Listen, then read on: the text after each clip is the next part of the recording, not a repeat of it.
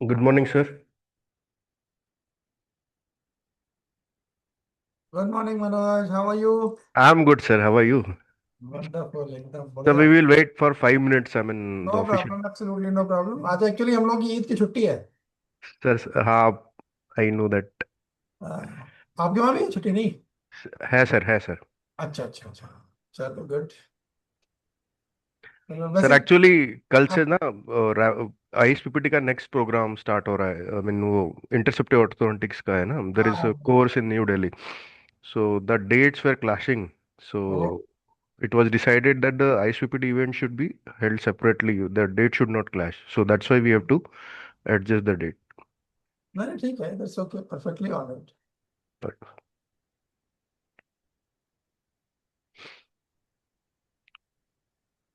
तो जब आप बोलोगे मैं आप फिर join, right? sure, sir. Sure, sure.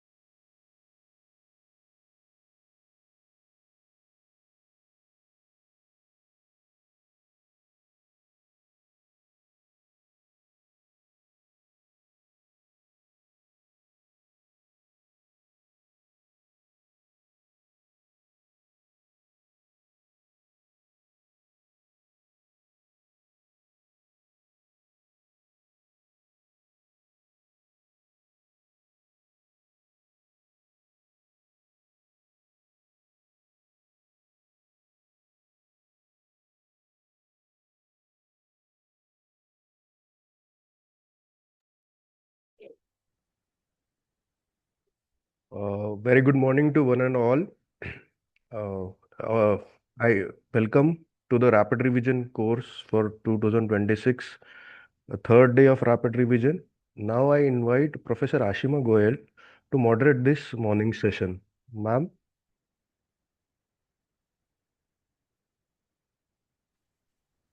Hello. good morning, Good ma'am. morning, everyone. Am I audible? Yes, Yeah. ma'am. Thank Yeah. you. Good morning, ma'am. So, good morning, Dr. Nikhil. And a very warm welcome to all, all the postgraduate students who are part of this rapid revision round being organized by the Indian Society of Periodontics and Preventive Dentistry. And I'm sure in the last 2 days you have learned a lot about different topics. And today we would be focusing more on endodontics in the morning session. The first speaker is Professor Nikhil Shrivastava. I don't think he requires any kind of introduction.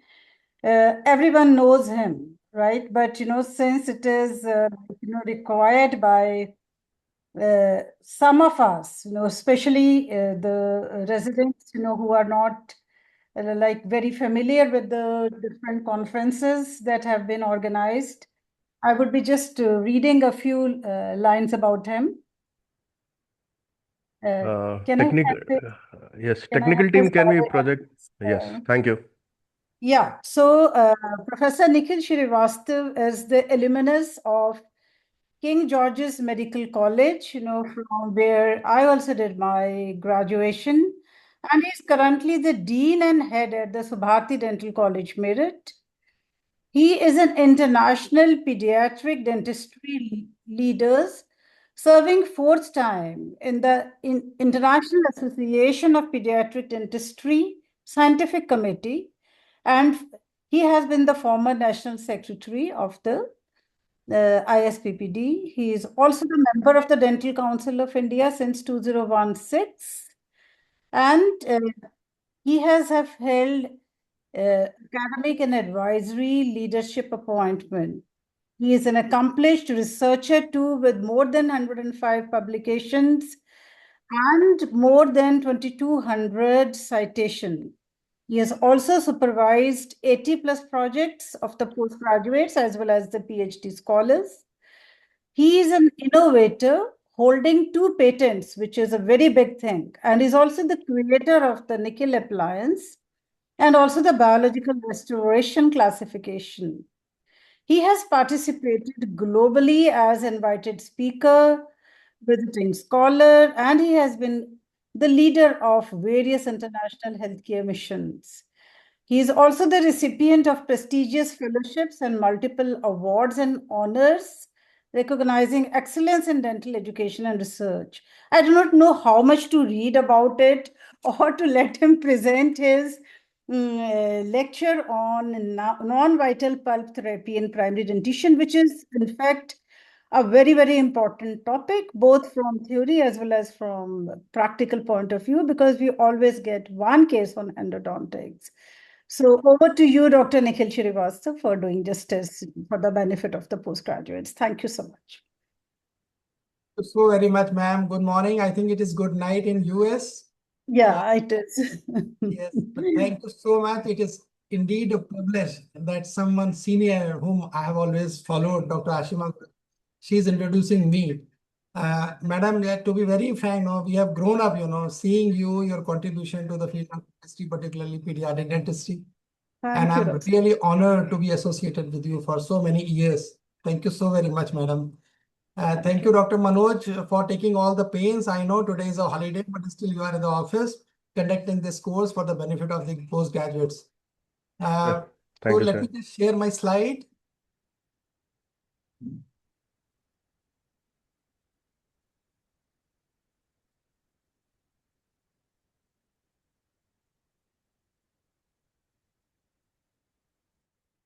Yeah, is it visible now? Yes, sir. Yeah, it is visible. Yeah.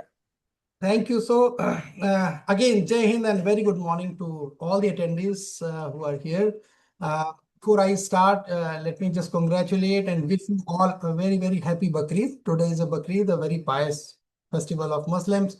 And also I got to pay my heartfelt condolences to Dr. Virinder Goyal, our General Secretary, who lost his mother on 22nd. And next day, the very next day, on 23rd, he lost his father-in-law. So he is in real grief, and we all are with him in this moment of grief. And we all pray to the Almighty that both the souls can get the salvation. And may God, grant peace and tranquility to Dr. Virinder Goyal and his family. So thank you. So I will start my presentation with just this note that, see, we started rapid revision in 2020 when there was a lockdown because of the COVID, and I happened to be the Secretary General. So we in our EC discussed that what can we do for our postgraduates who are missing the studies and the clinical work. So this is how we started this rapid revision, and I'm so happy that I finished my term as a secretary in 2024. But thereafter also this trend is continuing and very well taken, this time by PGI Chandigarh. So the revision is not just a rereading the notes, it is strengthening the confidence before the battle of examinations. So basically the objective is to prepare yourself for the forthcoming university examination, for which you have to score good marks in order to get future placements. And this is also well-established fact that a well-revised mind writes with confidence, clarity, and accuracy. So this is all our goal as a teacher, that we want that you should write your examination with full of confidence, clarity, and lots of understanding. I have already been introduced, so today I'm going to talk about the non-vital pulse therapy in primary nutrition. Now, friends, to be very frank, this is such a vast topic, and those who are into clinic and my friends who are attending this rapid revision and those who are into practice would agree with me that this non-vital pulse therapy constitutes almost 60 to 65% of the total practice in pediatric dentistry. So the main motto is not only to make you understand the basic concept, but also you should be able to practice pediatric dentistry, particularly in terms of non-vital pulse therapy, so that you can earn good amount of money when you start your practice. So before that, let's have a look on what kind of questions are being asked in different universities of India. So just you can have a quick look, or you can have a screenshot on this. So this Tamil Nadu MGR University, there was a question which I just liked it, the define pulpectomy. Write in detail about the procedures and various recent obturating materials used in primary teeth. Then the next question in West Bengal University was, what are the ideal requirements of root canal filling material for primary teeth, and discuss various root canal materials for primary teeth supported by relevant literature review. And then you have so many questions, but mainly you can see the root canal materials are going to be the main focus in that. And you should know the relevant and landmark studies where the success have been graded of different kind of materials. Root canal sterilization, obturating material. Again, recent trends in biomechanical preparation. Now, we all know that there is no biomechanical preparation in primary teeth, but still the question has been asked in Rajiv Gandhi University of Health Sciences, Karnataka. Intracanal irrigants, Manipal University. Hollow tube effect, Kerala University of Health Sciences. Critically evaluate the evidence regarding the single versus multiple visit pulpectomy. Again, the Kerala University. And then the pulpectomy versus LSTR. So these are some of the questions, common questions asked on this particular topic. So but before that, it is not important that you know the subject. Knowledge alone is not enough. Presentation and speed are equally important in theory examination. So here are few tips now, which all postgraduates should understand before you appear for the examination. So you have a paper of 3 hours, that is 180 minutes, right? So first 5 minutes should be spent on reading the entire paper and identifying the easy, moderate, and difficult questions, right? First and foremost thing. Second, manage your time. It is very important. As I said, it's not only knowledge, but it is the speed also with which you have to attempt the question. So distribute the time per question. So we all know that there are 7 questions asked in the theory examination. 2 are the long questions, 25 marks each, and 5 short notes of 10 marks each. How do you have to divide the time? So please make sure that you finish one long question within 45 minutes and one short note in 15 minutes. So then you will be able to equally distribute the time for the whole paper, and you're not supposed to leave any question. So we are in the medical field where there are no choices, and that is why in our questions, unlike the engineering or in higher education where you get 12 questions and you have to attempt only 5. But here you don't get any choices, because as a clinician, we don't have any choices. We have to attend all the patients, right? And the 15 minutes should be left for reading and revising the whole paper before you submit your theory paper. Third important thing, begin the question you know the best. It is not important to follow the line that question number 1 should be attempted first. No, you have to attempt the question which you know the best. So this creates a good impression in the minds of the examiners. Number 4 point, use proper heading and subheading. So kindly structure your answer. So format like definition, classification, etiology, clinical features, diagnosis and management and prevention, etc. You have to just write down a short index and then you start attempting the question. It will again, create a good impression in examiner's mind. Next one, write in points, then paragraph. So you have to understand it's not an essay question except that one.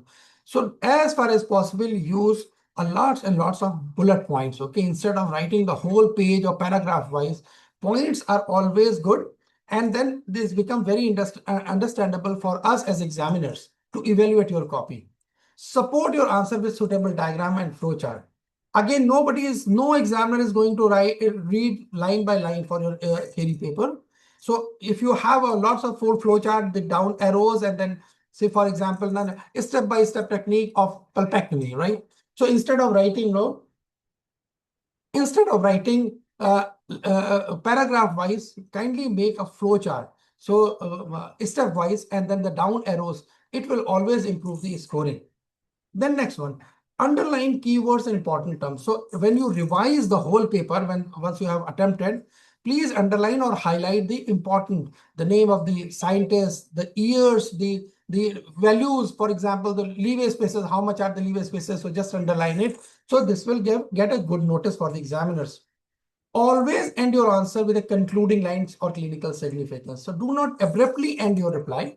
Rather, just you can add 2 lines of a concluding remarks, the conclusion or the clinical significance. Then avoid using numbers. Now, it's a very, very pertinent thing that, for example, causes of midline diastema, right? So you start writing 1, 2, 3, 4, 5. So instead of writing 1, 2, 3, 4, 5, just make bullet points. Do not write 1, 2, 3, 4, 5, because many times it happens. I, as an examiner, know 6 points. Okay, 6 causes of midline diastema, and you have written only 4. So immediately I will come to know that, okay, that he has missed 2. So, but if you do not mention the numbers, so examiners, sometimes they tend to confuse and they understand, okay, you know the subject. And then maintain good presentation. So neat and clean writing. Spaces between the 2 answers are very important. So just finish one answer. You can make a horizontal line. You can just write down end and then leave 2 or 3 lines and then you start the next question. So leave the margins both the side. So these are some very important points you should keep in mind while attempting the theory paper, right? So now I'll start with the topic. The pulp therapy, in other words, is endodontics. Endodontics means endo plus dontics. Endo means inside, and dontics means the tooth. So a study of the inside of the tooth is endodontics. Why it is done? There are clear objectives. 1, to eliminate the infection. Number 2, to preserve the tooth until its normal time of exfoliation, and then maintain the arch integrity so that the future malocclusion do not occur. So the next question is, why to preserve or conserve the primary teeth? What is the importance? So we all know there are 3 major functions of all teeth: the mastication, speech, and aesthetics. We need not to go into detail, but the primary teeth, in comparison to the permanent teeth, they perform some additional function, and these are these. They contribute to the growth and development of the maxillofacial complex. Number 2, they are the best space maintenance. They provide space for the erupting permanent successors. They help in preventing the occurrence of the abnormal oral habit, and then certainly the psychological effect associated with the early tooth loss. So these are now the pulp therapy can broadly be categorized into 2: the vital pulp therapy and non-vital pulp therapy. Vital pulp therapy means that we are taking the measures or procedures to preserve the vitality of the whole pulp or remaining pulp, whatever is remaining, right? That is known as vital pulp therapy. So vital pulp therapy, the tooth has to be vital, okay? It might be inflamed, but it has to be vital. That vitality means when you open, when you gain the access, you must see the bleeding coming out from the canal, root canals, right? However, the non-vital pulp therapy, where the tooth is completely necrosed, there is no vitality in the dental pulp, so then we carry out certain procedures. So these are some of the list of the procedures: the indirect pulp therapy, the pulp capping, also known as direct pulp capping or direct pulp therapy, the partial pulpectomy or pulp curettage. Now, the evidences are not very strong about the success of partial pulpotomy, but certainly partial pulpotomy is also being attempted. And then you have a full pulpotomy or cervical pulpotomy. We call it as a pulpotomy as a whole. Then in non-vital section, we have two procedures: the pulpectomy, where the complete pulp from the root canal space is removed, and then lesion sterilization tissue repair, LSTR, is another modality. So I have just drawn this figure, and depending upon how much deep you are going, you define the different techniques, okay? So supposing this is a caries, it has not yet touched the pulp, and you carry out the procedure, you just line it. It is called as indirect pulp therapy. When it is slightly exposed, a pinpoint exposure, you carry out the procedure like direct pulp therapy or pulp capping. Then the partial removal of the corneal pulp, the partial pulpotomy, complete removal is pulpotomy, and then this is a pulpectomy. So pulpectomy or root canal therapy, which is the complete removal or excavation of the pulp from the corneal space as well as the radicular space. And why? See, both pulpectomy and root canal therapy are often used interchangeably, and they're used as synonyms. But there is a basic difference between pulpectomy. Why we do not call root canal therapy in primary teeth, and why we call root canal therapy in permanent teeth. So, because in primary teeth, it is not virtually possible to completely extirpate the pulp from the root canal space, because there are a lot of ramifications. You have accessory canals, and then the apex is also open many a times. So it is not possible to completely remove the pulp. And then again, when you fill it with the obturating material, which is biocompatible, we are using a material which is resorbable in nature. And that is why it is not called as a root canal therapy. In a strict sense, it is called as pulpectomy. So the indications, the clinical indications: any tooth having caries with spontaneous pain due to with or without swelling, right? Frank exposure without bleeding. That means that is an indication of that pulp is already degenerated or necrotic pulp.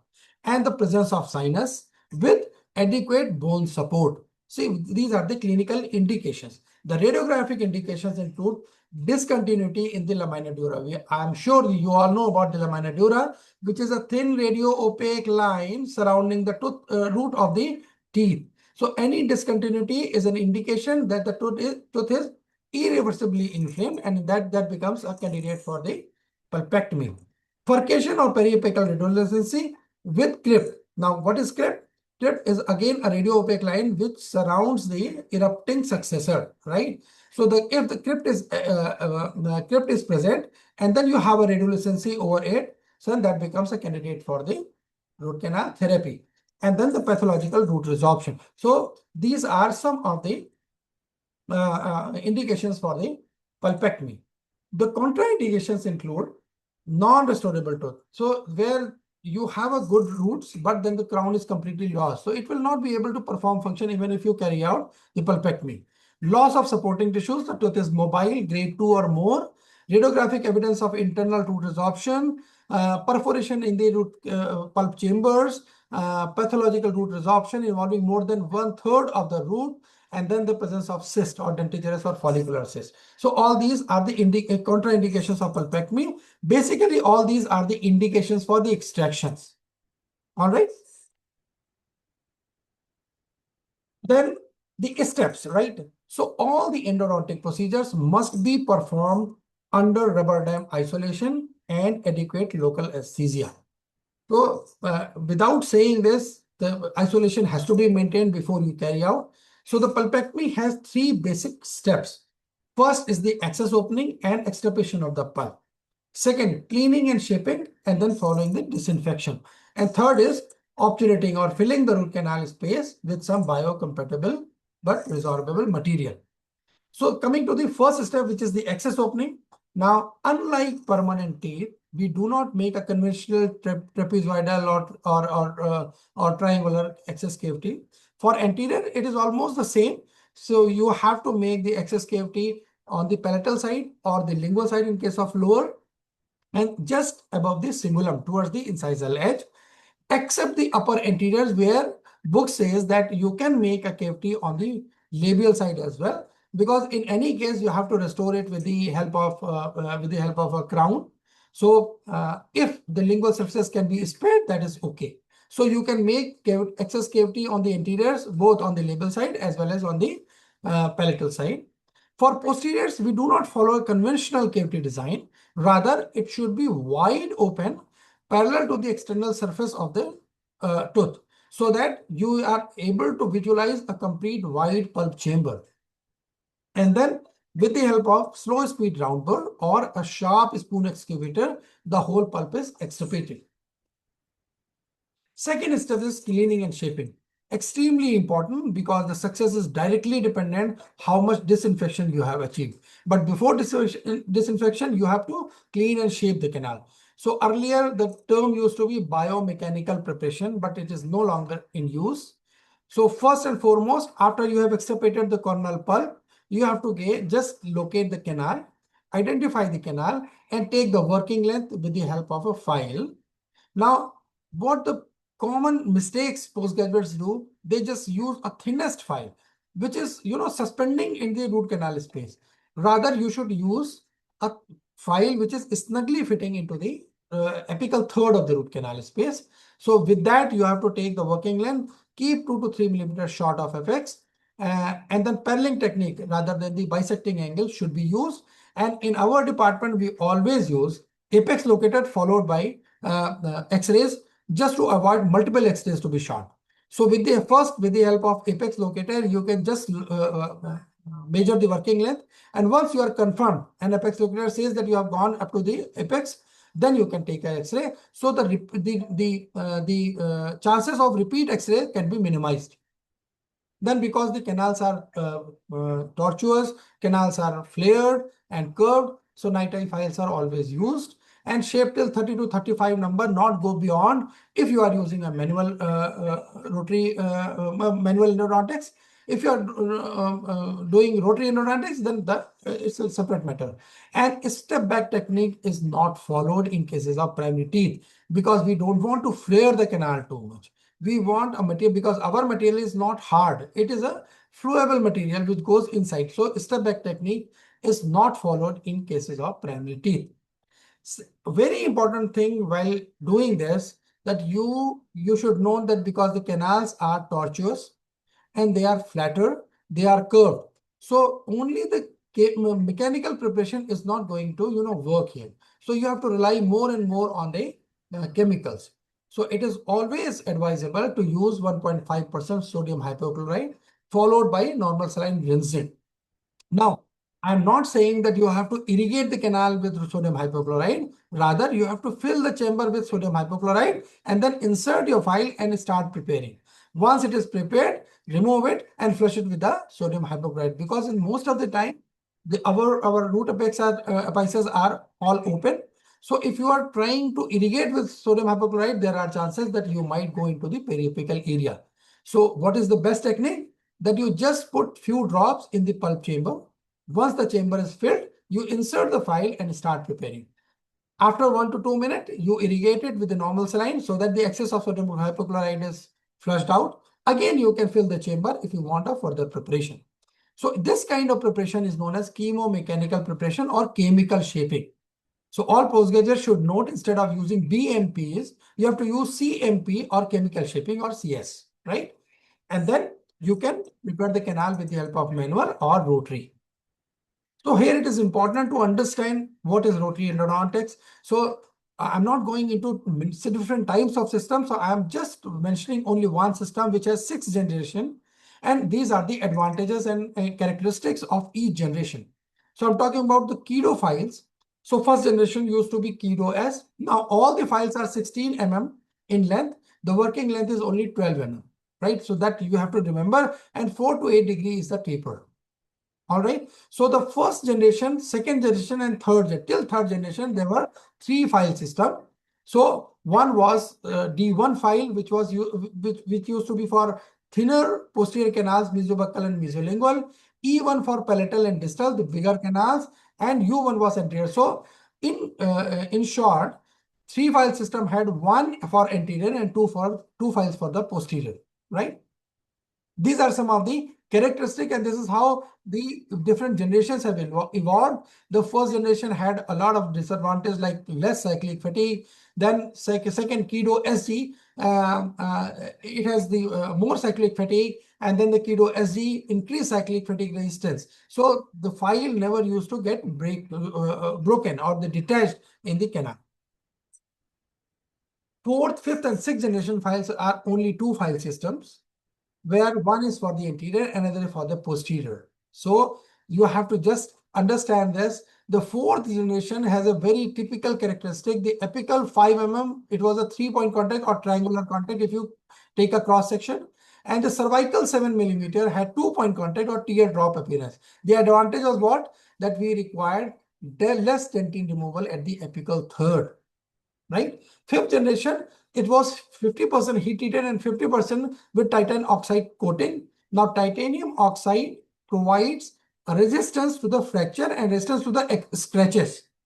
And it had a controlled memory. And the latest generation is a Kido Nano Plus, and it has a carbon nano coating. So it is heat treated carbon nano coating, much more resistant to the fatigue, much more resistant to the separation. So these are 6 basic generation. I cannot go into the detail because of the time. I have been given only 35 minutes. Operating instructions are that the torque should be set at 2 to 2.5 newtons, RPM 200 to 300 RPM, and one canal should not be given for more than 3 minutes to prepare, right? So after 1 minute of preparation, you can flush the sodium hypochlorite. Again, you put few drops of sodium hypochlorite. Again, you prepare. So 3 to 4 times you can prepare one canal. That's all. So what are the advantages of rotary over manual? It takes relatively less time. Obturation quality is considered as better. Less post-operative pain is or the inter-operative pain is less. Why? Because when we do manual preparation, now postgraduate should understand the rotation, the movement of the manual preparation is up and down, right? So many times it happens you injure the periapical area when you prepare the canal, which is not there in the rotary, because here the rotational movement is there. So you do not go beyond the apex. So that is why it has less post-operative pain. And then, of course, is the operator fatigue is also less. But the drawback is that you require a training, and then this endomotor is little costlier affair compared to the manual one. Then coming to the obturation. Now, the success of your obturation depends upon the case selection, what kind of material you are using, and third one, that what kind of technique you are using. So ideal requirement for obturating material in primary teeth is that it has to be resorbable, number one. It has to be biocompatible so that it does not cause any adverse or toxic reaction. And third one, as far as possible, the rate of resorption should be similar to the root resorption, right? So this you have to just keep in mind. The first in the obturation, the case selection. Now, how will you come to know whether your canal is ready for obturation or not? So this is a criteria which was proposed by us only, the acid dock criteria. So this is mainly meant for multiple sitting root canals, pulpectomies, not the single sitting. How can you you can always consider few points in acid dock criteria for single sitting. So A stands for asymptomatic canal. S is there should not be any sinus formation. I stands for intact temporary filling. So once you have prepared the canal and you have given the temporary filling or interim restoration, when you call the patient for the next time, you must ensure that the temporary filling is intact. Canal must be dried. There should not be no foul letter. So when you take out the canal or intracanal material, when you reopen the excess, there should not be stinking odor. And as far as possible, the culture should be negative. We do not follow this, but many times it is followed that you just insert the paper point and then go for the culture, and the canal should be absolutely free of microbial contamination. These are some of the materials which are commonly used. Zinc oxide eugenol, the traditionally used obturating material. Endofloss, which is a combination of zinc oxide eugenol, iodoform, and calcium hydroxide. Metapex or Vitapex, which is a combination of calcium hydroxide and iodoform. There is no zinc oxide in this. Walk-off paste is a combination of parachlorophenol, camphor, and menthol. And KRI paste, when you add iodoform in the walk-off paste, it becomes a KRI paste. So these are some of the commonly used. MTA is also being used, but only in those cases where you want to retain the tooth for the longer time, because still the resorption rate of MTA is very, very slow. So there are very less evidences which suggest that MTA can be used as root canal obturating material in primary teeth. So here are some landmark studies. It's not possible to just mention each one, but I request postgraduates, they can take a screenshot of it and you can just see the success or outcomes. So when zinc oxide eugenol versus calcium hydroxide and iodoform was compared at 12 months, comparative clinical success, and you can just see the faster resorption with Vitapex because it does not have zinc oxide eugenol. Endofloss, superior radiographic outcomes with the endofloss, and you can see different kind of success rates. Similarly, here also you can just see when zinc oxide eugenol and Vitapex 12 months, Aminabadi, the clinical outcomes were almost comparable, but endofloss, better radiographic healing here. So you can just take a screenshot of it and you can just read quickly these landmark studies. So I will just tell you the summary of all these, the total studies which I have mentioned. The summary of this is that endofloss is considered as the best obturating material, followed by Metapex or Vitapex, and then zinc oxide eugenol. Why? The endofloss has the best radiographic and long-term success. Metapex, good clinical success, but faster resorption rate. Zinc oxide eugenol, acceptable, but comparatively inferior because its resorption rate is slower compared to the root resorption. Then the third important point is which kind of technique you are going to use it. So once you are confirmed that your canal is ready for the obturation, that you can have three kind of technique. Again, this is proposed by us only, that there are three types of technique. CAO means cervical to apical obturation. Cervical to obturation means that when you are inserting the obturating material, first the cervical third of the root is going to be filled and gradually it goes to the middle third and then to the apical third. Right? So the technique which is used here is endodontic plugger and barrel and pistil technique. What is the barrel and pistil technique? So those who have studied pediatric endodontics from Cohen, they will understand what is barrel and pistil technique. Here you just put a ball of zinc oxide eugenol in the pulp chamber and gradually with the help of endodontic plugger, you try to push the root canal, zinc oxide eugenol into the root canal. So that technique is known as barrel and pistil technique. And that, as I said, that first the cervical third of the roots are filled and followed by middle and then the apical third. Second is full canal obturation. FCO means full canal obturation. So lentulospirals, both manual and rotaries, or a paste inject. So this is a flattened blade kind of instrument. When you fill, the whole canal is luted at once from cervical third to apical, right? And then the whole canal is obturated at once, and that is why it is known as full canal obturation. The third technique, which is most commonly used in our practice, is the apical to coronal obturation.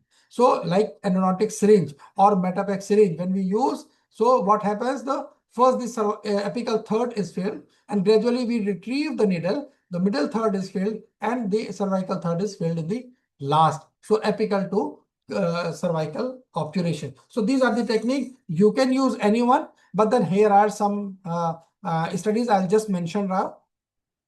So once you have completely obturated the canal, and how will you come to know that the canal is completely filled? That you will achieve the backfill. What is backfill? That instead of going obturating material inside, it will come out in the pulp chamber. So that is known as backfill. So once the backfill is achieved, you have to just fill the pulp chamber with zinc oxide eugenol, and the tooth must be restored with stainless steel crown, or if the excess cavity is small, then you can go for composite restoration, but not in cases you do not leave the chamber with the temporary restorations after performing the pulpectomy. So that is the main important thing. Gutta percha is used only when there is a absence of permanent tooth bud and you want to retain the primary tooth as long as possible. So here are some of the different studies done on the different obturation techniques. So you can just take a quick screenshot of this because it's not possible to just read it out, everyone. But then you can see rotary lentulospiral showed higher clinical and radiographic success, and optimal obturation showed better radiographic success. So this was rotary lentulospiral versus handheld or manual lentulospiral study. And similarly, you can see the lentulospiral produced better quality obturation. Why I'm emphasizing on lentulospiral, I'll just come to the end. So this, and again, there are few good studies done on the different techniques of obturation. You can just take a screenshot of it and you can read quickly in the last, but I'll just tell you a few more.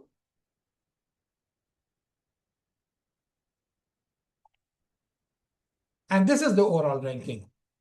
So if you can just see the syringe system, right? This is what apical to cervical obturation, best homogeneity, least void, right? Rotary lentulospiral, excellent and highly reliable. Pressure syringe, good, but more risk of overfilling. Manual lentulos, acceptable traditional method, and incremental filling, inferior obturation quality. Incremental filling is something like, the barrel and pistol technique. Okay, so at the end, you can just summarize it that a rotary lentulospiral still remains one of the most evidence-supported and clinically dependable technique in pediatric endodontics. So those who are practicing only with the Metapex, using only the syringes, should know that the rotary lentulospirals have the best success and evidences support this. Then a word about the single versus multiple visit pulpectomy. Many of the postgraduates, they get confused whether to go for single sitting or multiple sitting. So here are a few indications which you have to keep in mind.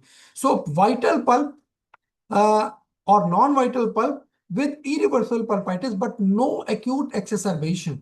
Okay, if the patient complains of tenderness, lots of pain, try to avoid single sitting.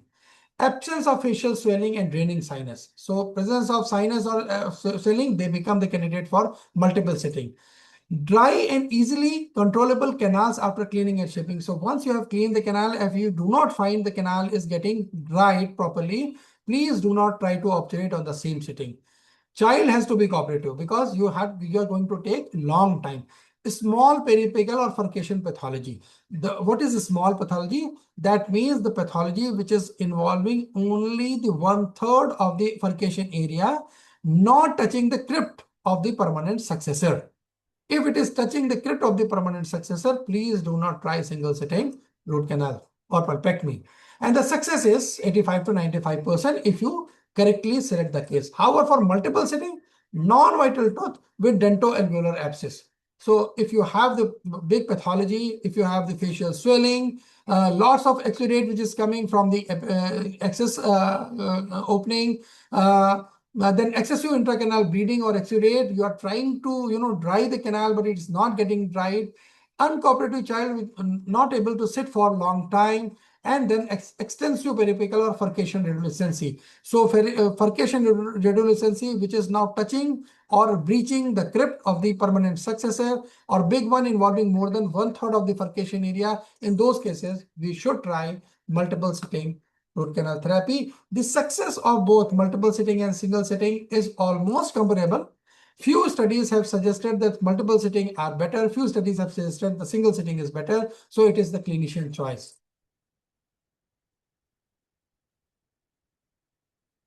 Then another modality, which is the lesion sterilization and tissue repair. Now, the concept is minimally invasive, or in other words, we also call it as non-instrumental endodontic therapy, NIET. Right? The concept was developed in Japan by Nagata University, Hoshino et al. In 1990s. And the basis of this lesion sterilization tissue repair was very simple, that if you can provide disinfection to a lesion, the body will automatically heal that lesion. Okay, the common example is if you have a cut on the skin, big cut on the skin. So what we do, we just clean it and we just give the betadine dressing and we just close the wound. So what happens? The betadine does not have any regeneration property. what it provides? It only provides the disinfection to the area and automatically body heals, right? So this concept was taken for lesion sterilization tissue repair. So here what is happening? The goal is to sterilize the lesion. Instead of only one, like betadine, as I said, you are doing the healing and repair using the combination of antibiotic. Why combination of antibiotic? Because the root canal bacteria or root canal microbiota is multi things. Means they are anaerobic, they are aerobic. It's a mixed flora.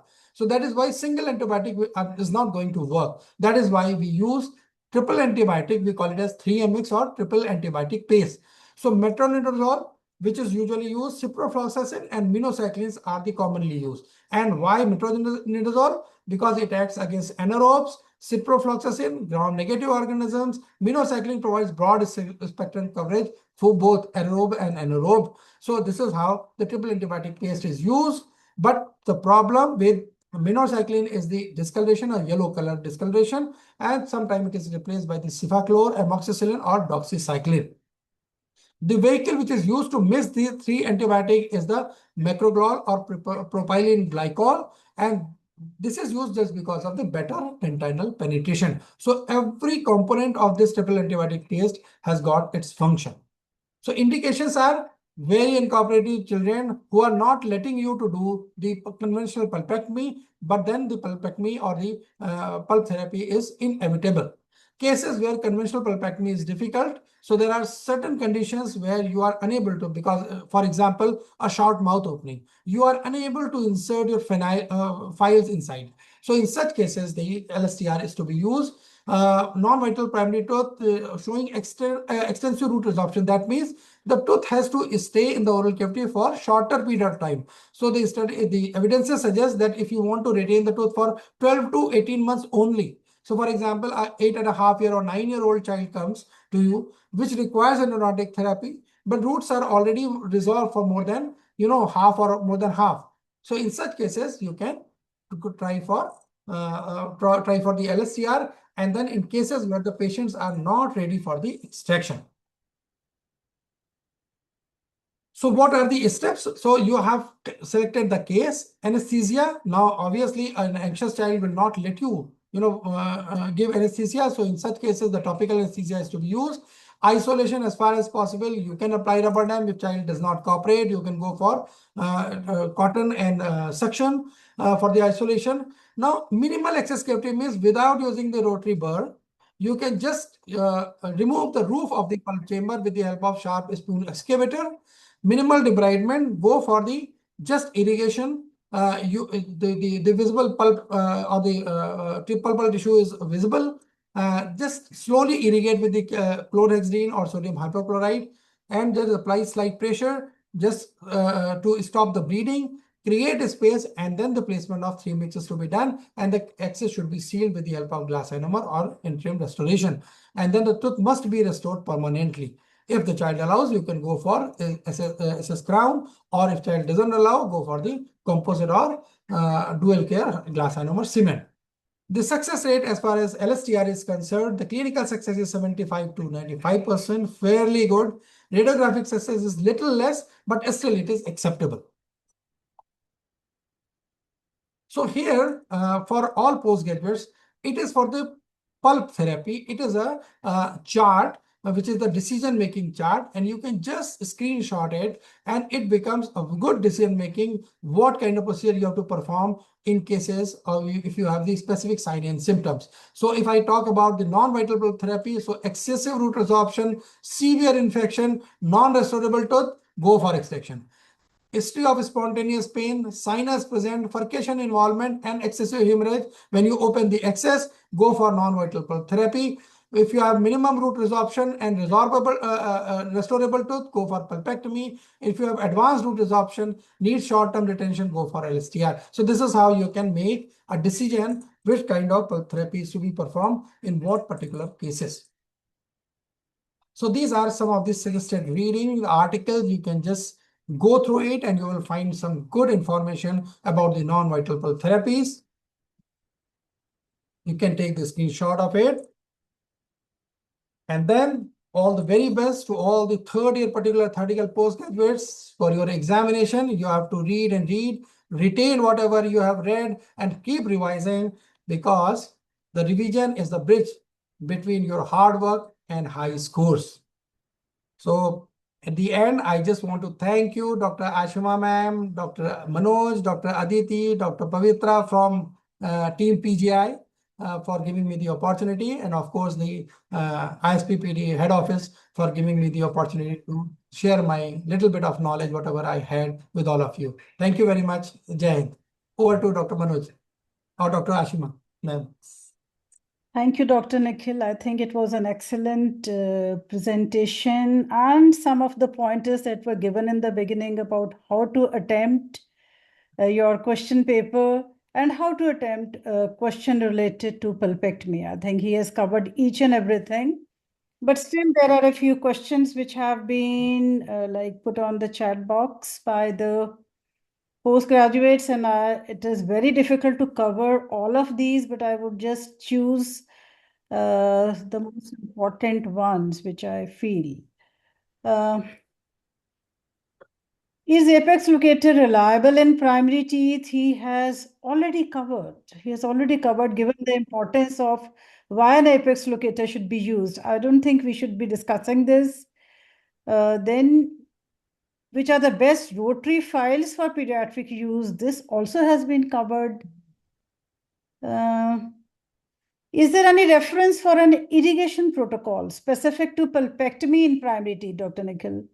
Very good question, ma'am. Yes, there are no specific protocols which are given for as far as primary teeth is concerned, and I am very happy to share with you that we are already conducting this study under a PhD, which is the best protocol to be followed. But nowadays, different studies have suggested that you start with a normal saline, go for low concentration of hypochlorite, and the final irrigation should be done with the chlorhexidine, 2% chlorhexidine. This is the protocol what we are following it, but certainly we do not have a specific protocol like we have in permanent teeth. So next is, sir, what is the full form of KRI paste? KRI paste. I'm not sure what is the KRI paste full form, but certainly if you add the kind of form in walk-off paste, that becomes KRI paste. Dr. Walkoff's surname is something to do with KRI. I mean, it has nothing to do with the constituents of the paste. Right. So for the postgraduate, Murun Mai Patil, I hope you understand. This is, just forget about it. KRI is basically the surname of Dr. Walkoff, the short form of that. So the next is, what is the main difference between Metapex and Vitapex? It's a commercial name, just commercial name. Both are iodoform preparations, calcium hydroxide and iodine. These are two different commercial names. Resorption rate of obturating materials, if any literature available on this? Yes, so I have given a lot of literature for that, because I could not go through all these studies. So I have already given this. So resorption rate of zinc oxide eugenol is certainly slower. Calcium hydroxide iodoform is faster, and the endofloss, which is a combination of zinc oxide eugenol, calcium hydroxide, and iodoform, it is at par with the rate of resorption of the roots. Then they also want to know about the best obturating material in pulpectomy. I think you So I have already given the endofloss. The only problem the postgraduate should know, endofloss has only one drawback, that it sets fast. So within 5 to 10 minutes, it sets. So it becomes very difficult to remove it if it is gone, beyond apex, because then the patient will have transient pain for 2 to 3 days. And second thing, that it does not have, because it sets, so you cannot put it in the syringes.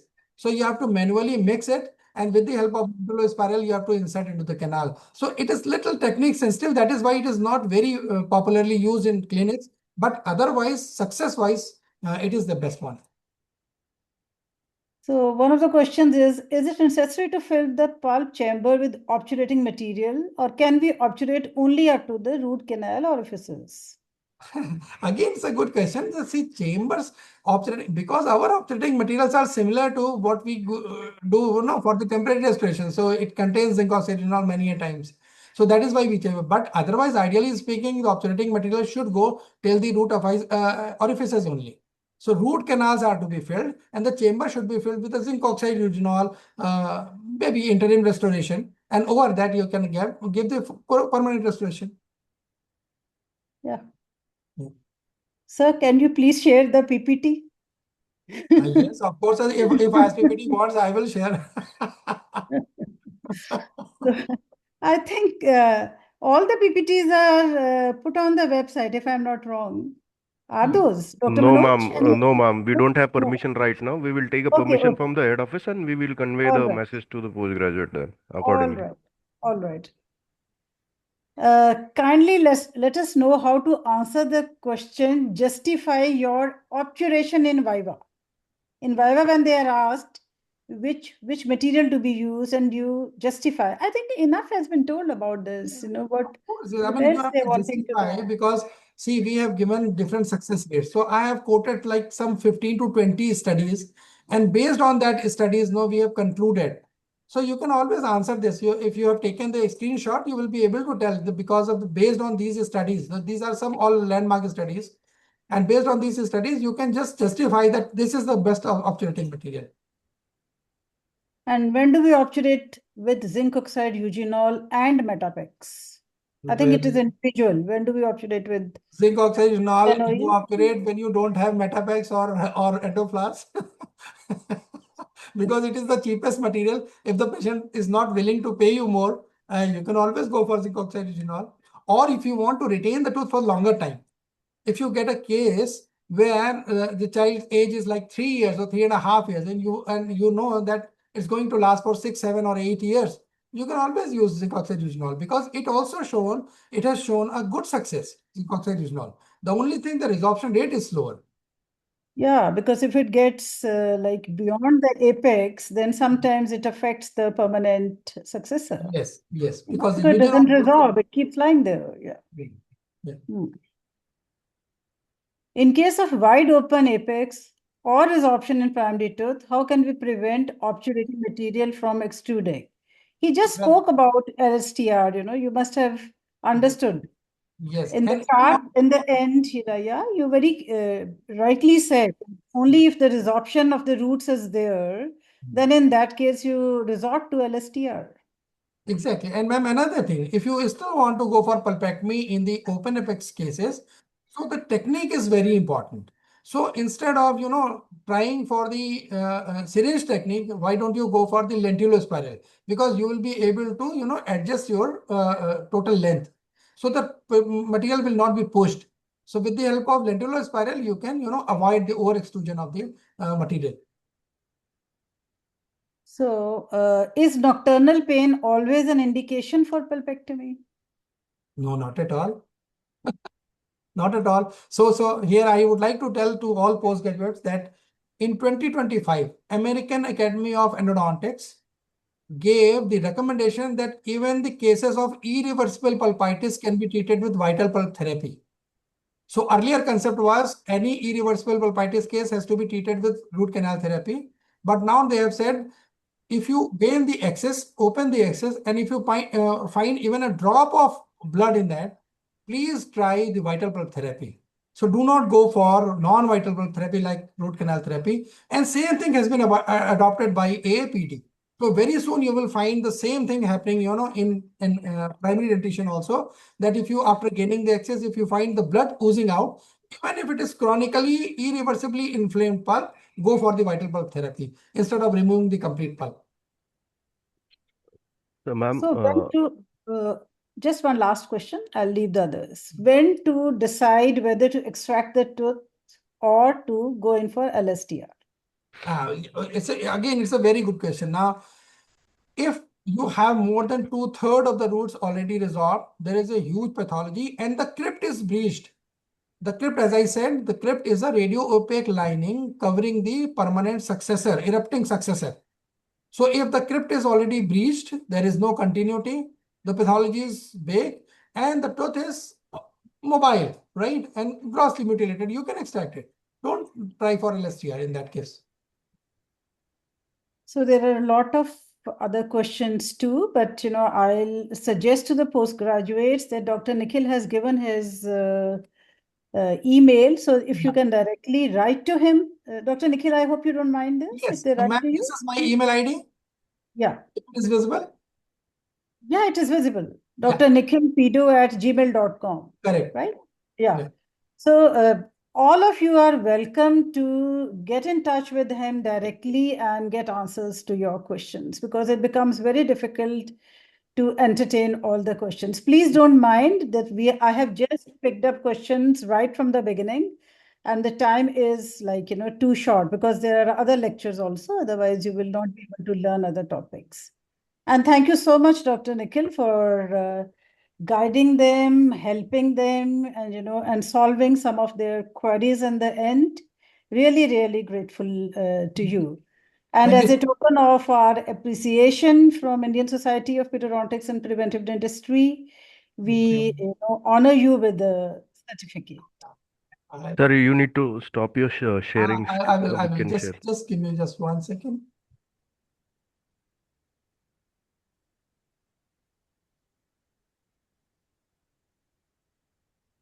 Yeah. Technical team, kindly project the certificate.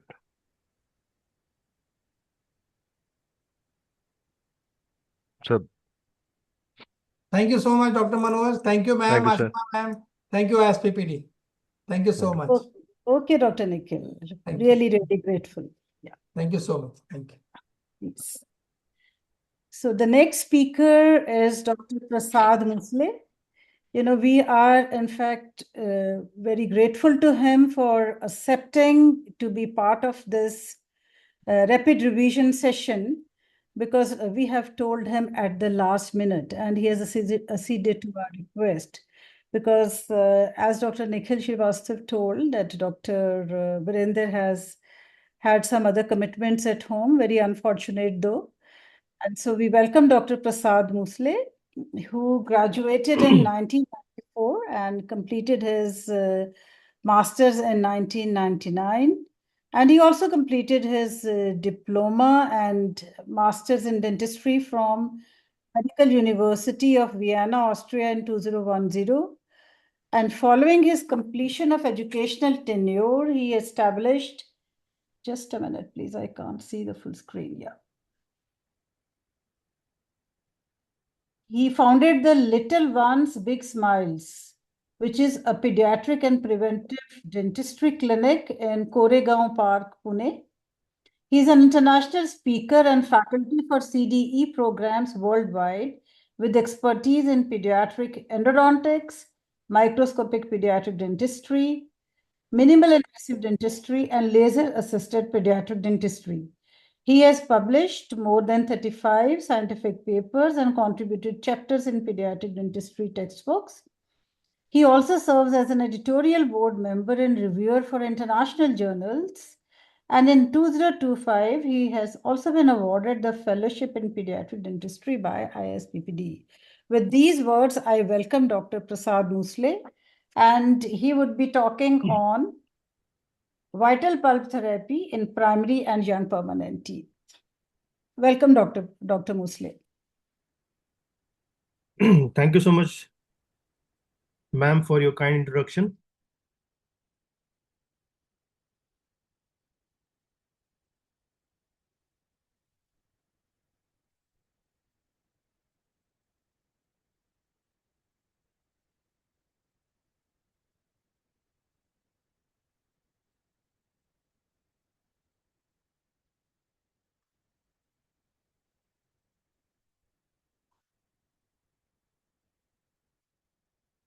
Is it visible clearly, ma'am?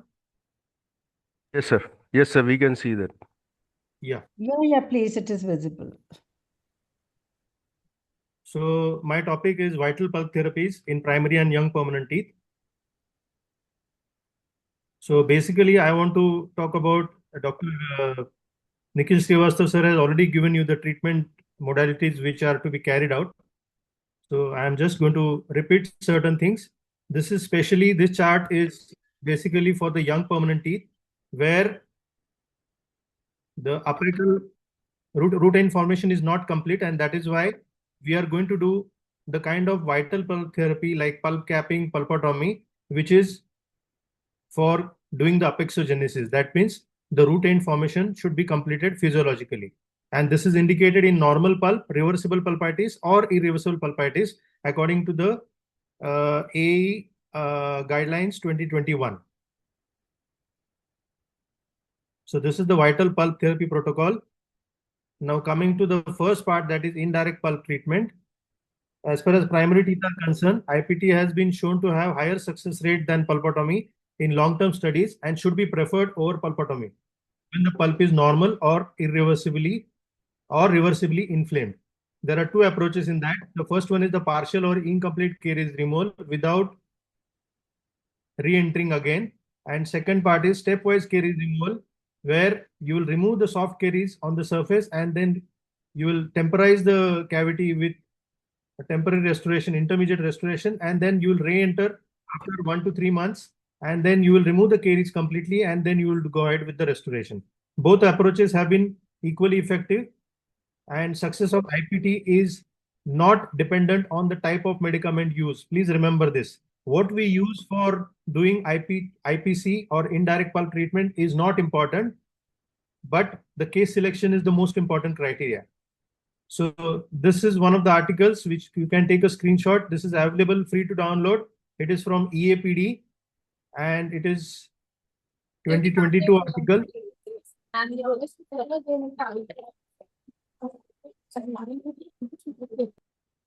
So coming to the first part of IPT is glass ionomer caries control, or it is also called as GICC, in which it's a diagnostic method to identify teeth with deep caries which are symptomless or questionable yet are candidate for vital pulp therapy. After removal of the soft non-painful caries, GIC is placed as a therapeutic restoration. Then IPT or pulpotomy carried out after 1 to 3 months if asymptomatic clinically and no pathological changes are seen radiographically.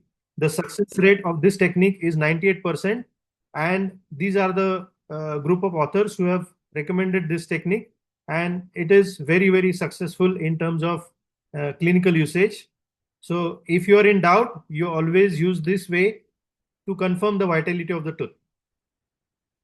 Biodentin is nothing but, as the name suggests, it is bioactive dentin substitute which promotes pulp healing. It forms mineral tags in the dentinal tubules which ensures strong micromechanical retention. It provides excellent marginal adaptation, reduces the risk of secondary caries, and its high pH reduces the risk of bacterial proliferation, allows bulk fill and final restoration, and which can be completed in the same appointment. Now, just to show you a case, 7-year-old child which is having 8-4, this 8-4 having a secondary caries around the glass ionomer restoration.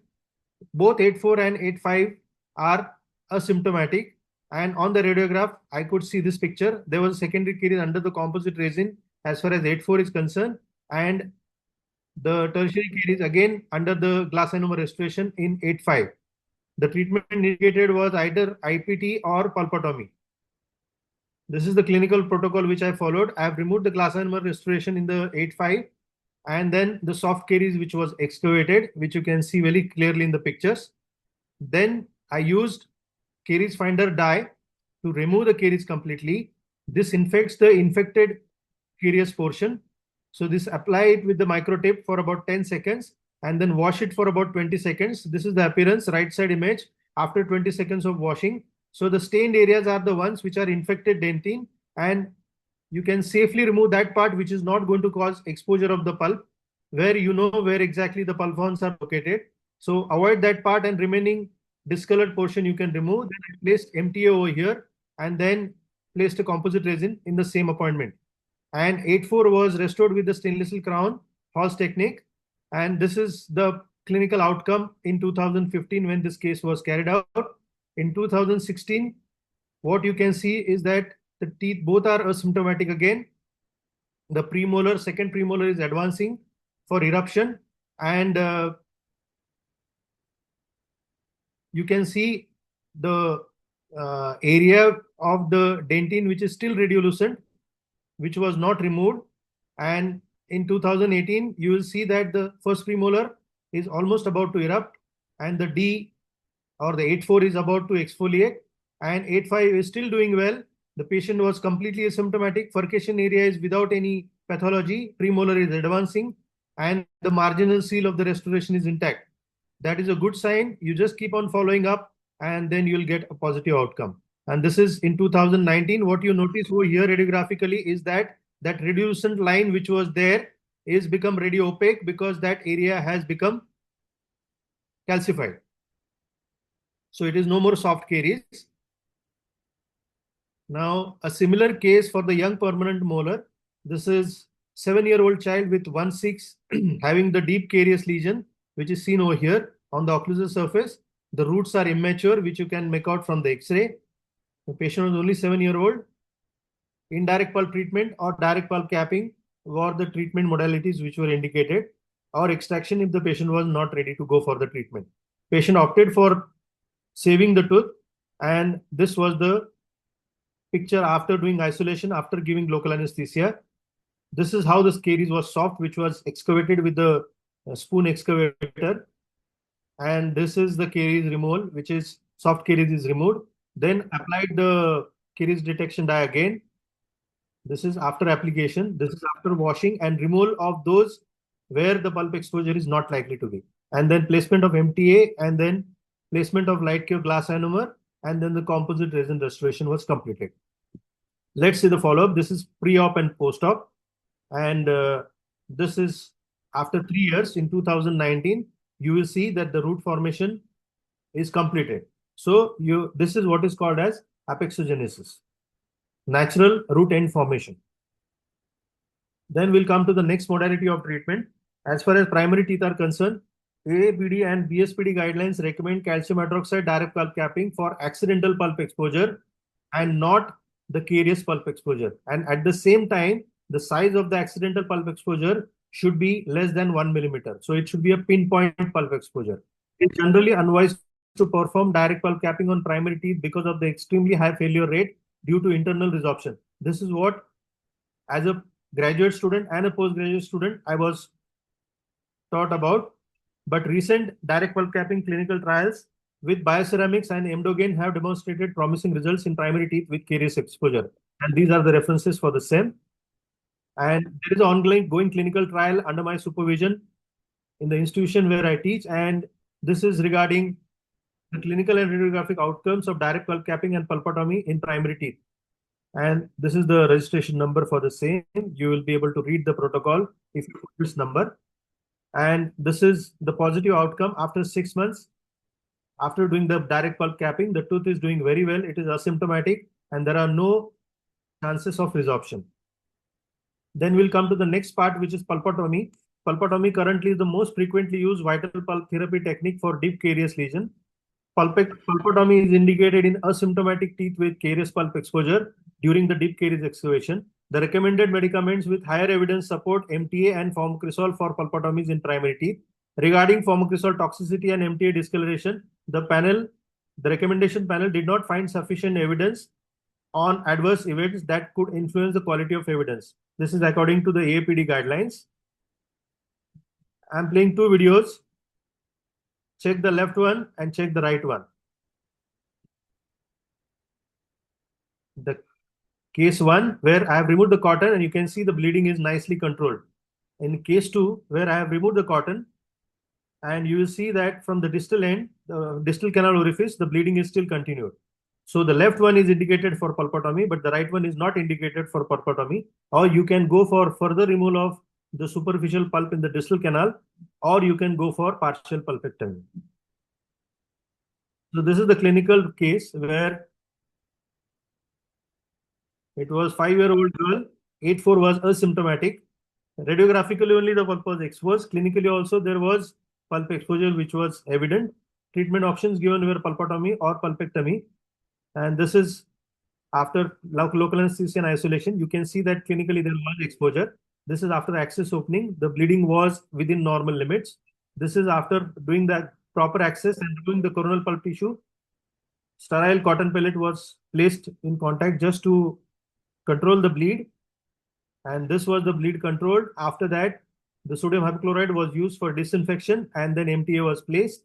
Then the core filling was done with the glass ionomer, and then this patient wanted to go for a zirconia crown. So this is the new smile zirconia crown, which was given in the same appointment. So everything was carried out in one appointment itself. This is the crown. This is 2018, 2020, 3-year follow-up. This is 2022, where you can see that the root canal tooth is about to exfoliate, the premolar is advancing, and the patient was absolutely asymptomatic.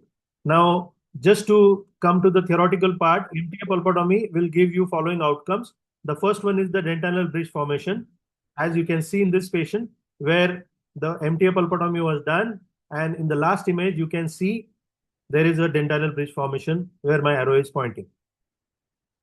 The second outcome is pulp canal obliteration. This is after 6 months after doing the pulpotomy with MTA. You can see that the pulp canals are obliterated. So this is again not considered as unfavorable outcome. It is also a favorable outcome, which suggests that the pulp is still vital.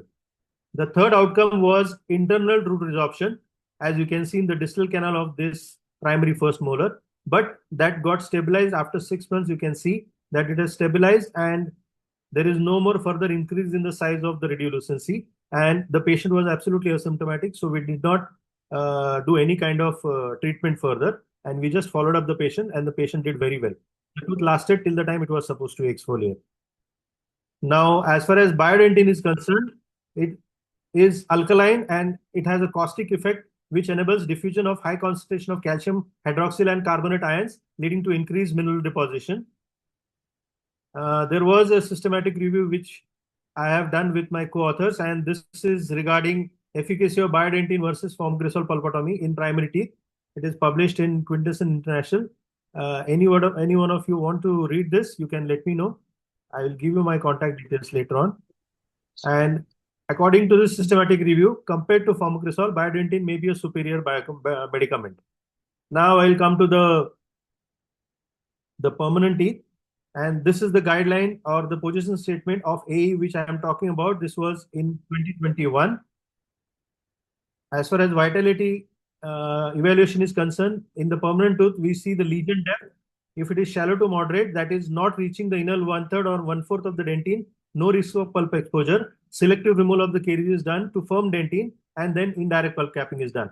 If it is a deep carious lesion where the caries has reached the inner 1/3 or 1/4 of the dentine, risk of pulp exposure is very high. So selective removal of the caries is done with till the soft caries, and then stepwise, or you can go ahead with the stepwise removal, and then the indirect pulp capping can be done.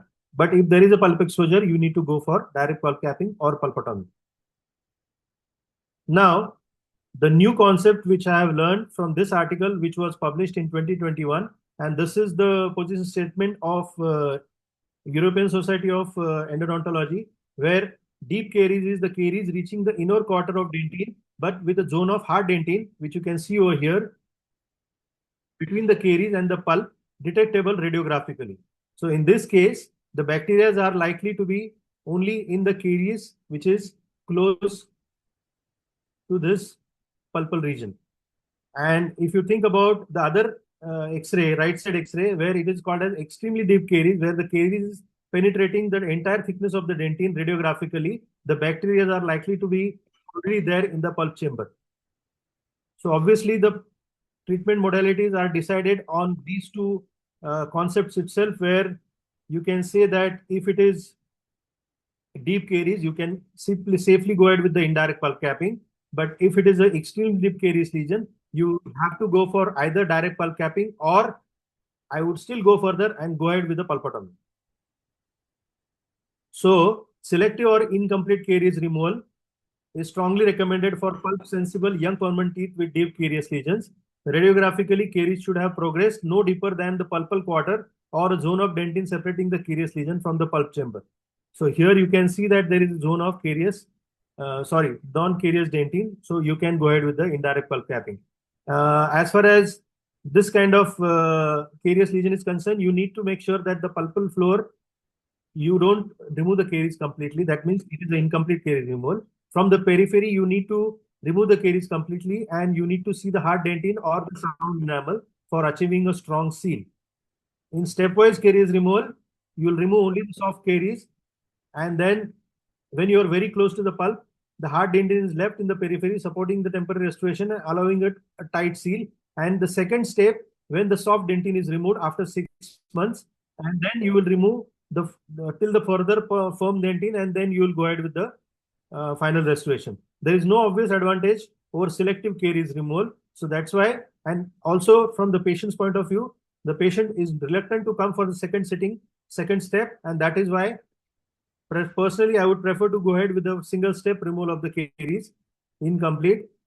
This is no more removal where you require non-selective or complete caries removal and leads to unnecessary pulpal exposures according to European Society of Endodontology position statement. As far as AE position statement is concerned, there is a lack of consensus in decision making when managing deep caries and inflamed pulp position statements. AE recommends complete caries removal is essential to eliminate infected tissue and vitalize the pulp tissue conditions under magnification when pulp exposure occurs. Residual caries compromises necessary observations of pulp inflammation levels for diagnosis of more severe pulpitis. So AE recommends you need not keep the caries on the floor. You need to remove the caries completely and see the condition of the pulp and then treat accordingly. So pulpal inflammatory status, the current strategies are what we use is traditional pulpal diagnosis based on patient's pain history, appropriate clinical evaluation, mechanical allodynia, that is pain on percussion positive or not, pulp sensitivity test where it is cold test, which is preferable, diagnostic quality intraoral radiograph. Clinical test results are always not correlated with the histological descriptions of the pulpal status. Histologic evidence of the progression of pulpitis suggests that there is no discrete boundary that would render a pulp beyond repair. This is according to the AA position statement. And the future directions, the pulpal diagnosis may be based on pulp oxygen saturation or that is detected by pulse oximetry or nasal Doppler flowmetry, LDF, or robust inflammatory or other biomarkers, chair-side decision detection tests, like these are the biomarkers, interleukin-8 and MMP9. This is according to the AA position statement. But these are not currently available. So we may have these tests to confirm the vitality of the pulp in the future. Now coming to the direct pulp capping, according to the Revel in 1922, exposed pulp was a doomed organ. That means it is a hopeless tooth. But according to the current statements, direct observation of the pulp tissue using surgical microscope is recommended as misdiagnosed necrotic pulp can be accurately identified. Direct observation of the pulp tissue during and after achieving hemostasis offers additional diagnostic information about the condition of the pulpal tissue. Utilizing direct visualization of the pulp, it appears that even symptomatic pulps can be treated with the vital pulp therapy. DPC or direct pulp capping is the simplest and the most conservative approach to maintain pulp vitality. There are two types. Class 1 is the pulp exposure through sound dentin and underlying healthy pulp tissue, traumatic or iatrogenic. And class 2 is the carious pulp exposure, where there could be an underlying inflamed pulp tissue or bacterial contamination. And the enhanced protocol suggests that it has to be aseptic procedure using magnification. Hemorrhage control has to be there. Exposure enlargement is recommended only in type 2, where there is a carious exposure. Disinfection and hemostasis with 3 to 5% sodium hypochlorite is recommended. Placement of biomaterial directly on the exposed pulp, and final restoration is done in the same appointment. Great success in molars with reversible pulpitis. And this is what is recommended also in Toram Jinad, the inventor of mineral trioxide aggregate, in his textbook on properties and clinical applications in 2014. And this is one of the cases where 12-year-old boy with extremely deep carious lesion in 3-7, immature root, as you can see on the radiograph, the tooth was asymptomatic. Direct pulp capping or pulpotomy could be indicated in this patient. And this is the clinical picture after removing the temporary restoration. And this was the picture after application of the caries detectant dye. And this is after washing. This is after removal of the infected dentin. And you can see over here, there is a clinical exposure. But there is a bleeding, which looks like a vital bleed. So I disinfected with sodium hypochlorite with the microtip brush. And then this is the bleeding arrested. And then I placed MTA over that, and also on the entire pulpal floor, light glass enamel restoration and composite resin restoration was completed. And just to show you the follow-up, this was way back in February 2019. This is in October 19, where it was 6 months later. You can see that the root formation is continued. Apical closure is seen, and this is 2022. There is a successful completion of the root end, and your treatment for apexogenesis is completed. Now, coming to the pulpotomy, there are two types of pulpotomy: partial pulpotomy or full pulpotomy. Partial pulpotomy is removal of the small portion of coronal pulp, as you can see in this central incisor, and full pulpotomy is where complete removal of the coronal pulp is done. Partial pulpotomy aids to remove the bacterial biofilm and infected dentinal chips. This is done with the traumatic pulp exposure. If no hemostasis after 5 minutes, further pulp tissue should be removed. In cases with signs and symptoms indicative of irreversible pulpitis, a full coronal pulpotomy can be carried out. Enhanced clinical protocol remains the same in DPC. Final outcome depends on operator skills and experience and use of enhanced vision. So start using enhanced vision, if not microscope, at least the loops. Then last recommendation, role of sodium hypochlorite. Sodium hypochlorite is used for hemostasis. It is also used for disinfection of the dentin pulp interface.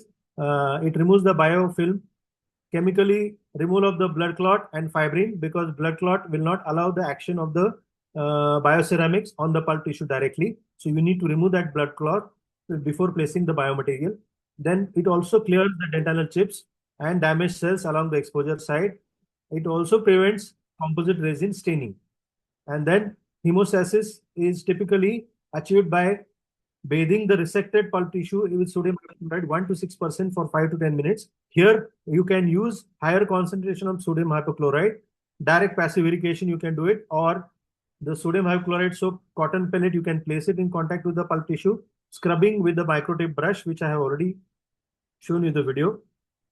Sodium hypochlorite works without compromising the pulpal integrity and does not affect pulp cell recruitment, cytodifferentiation, and promotes hard tissue deposition consistently according to the AA position statement in 2021. These are my contact details. My WhatsApp number is over here, and my email ID is also here. If you have any questions, you can ask me, or you can also connect to me on social media. Thank you very much. Thank you very much, PGI team, for giving me this opportunity. I would like to personally thank Dr. Baliga, Dr. Manoj Jaiswal, and Dr. Goel ma'am for giving me this opportunity. Thank you very much. Thank you, sir. Thank you, sir. Yeah, thank you, Dr. Prasad. I think you have done justice to your topic by showing them the follow-up cases also, so that they really understand. If they do a procedure the way you have told, then the results will be equally good. So, Yes, ma'am. Dr. Manoj, there are a lot of questions in the chat box, what to do. I think we are already short of time. Yes, ma'am. Just So, because sir, if you are up- comfortable, you can address on the chat box, directly. Yes. I have given them my contact details, so they can contact me or personally also. I'll answer their queries. Not to worry. Okay, thank you, sir. Thank you very much. So, ma'am, So, in appreciation of your, working so hard for the postgraduates, for their examination, with the Indian Society of Periodontics and Preventive Dentistry honors you with this certificate. So please accept. Thank you so much. Dr. Thank you so much. Okay. so moving on to our next speaker, who will deal with the pediatric rotary endodontics, Dr. Dhanraj. Dr. Dhanraj is working as an associate professor in Satyabama Dental College and the founder of Dharani's Divine Smile, specialized pediatric clinic, trauma care, and research and academics. Possesses an extensive teaching experience of 12 years, has actively involved in the various research projects funded by the different funding agencies, reviewer role, book contribution, and innovative publication in pediatric dentistry and dental traumatology. Dr. Dhanraj has completed advanced training in systematic review, myotherapy, functional dentistry, management of trauma management, consolidation, and restorative technique nationally and internationally. Received multiple awards, include the Best Faculty Case Reports, Best Faculty Paper, and recognition for the outstanding contribution to the academic research. He holds the membership in the prestigious Dental Association, serves as an executive member of ISDT while promoting the pediatric dentistry through the lectures and workshop. Over to you, Dr. Dhanraj. Can we have a video of presentation of Dr. Dhanraj? Just a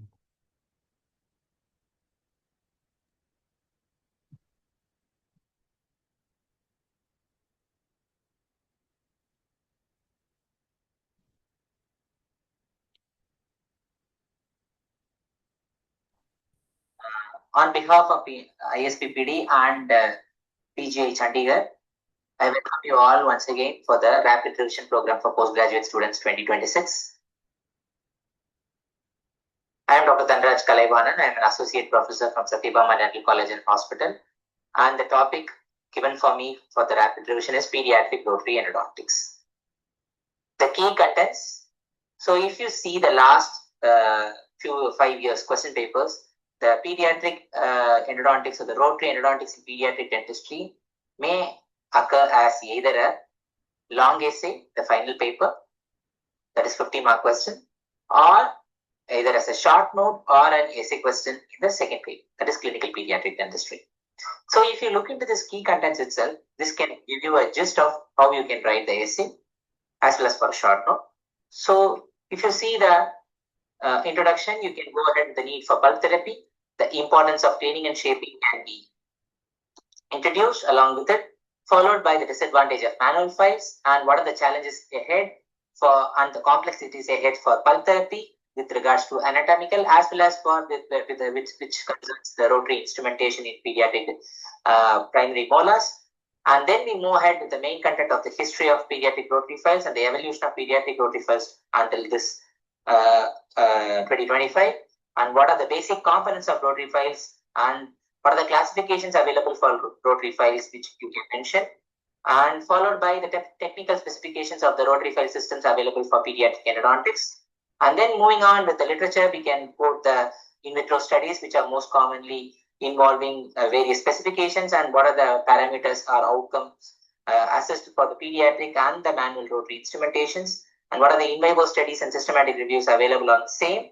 And we can conclude with the drawback of rotary files, with the incidence of micro cracks and the instrument separations, and moving ahead with the conclusion.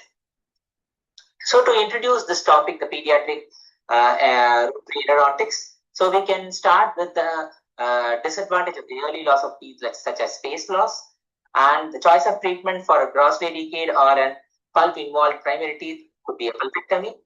And then you can go ahead with the initiation and progression of such diseases because of bacteria. So the success of pulpectomy always relies upon a proper cleaning and shaping procedure, which ultimately results in a good removal of bacteria.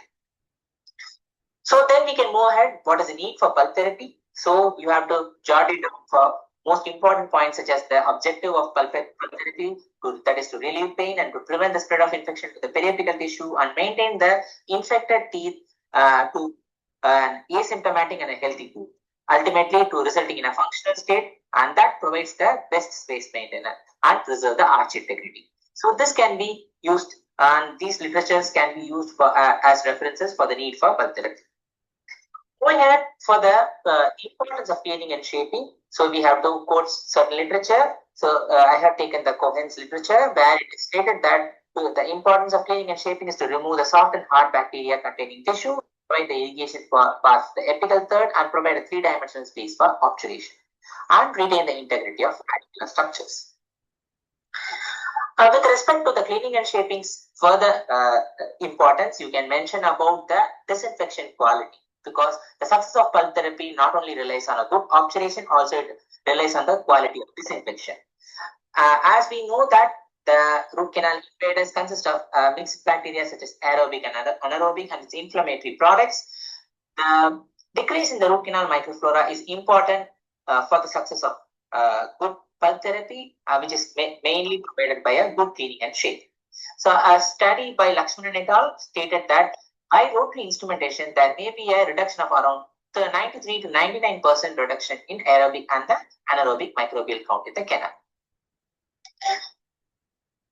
If you see the drawbacks of manual files, most of the drawbacks are regarding to the consumption of time and the technique sensitivity, resulting in ledging as well as the apical blockage and the zipping and canal transportation.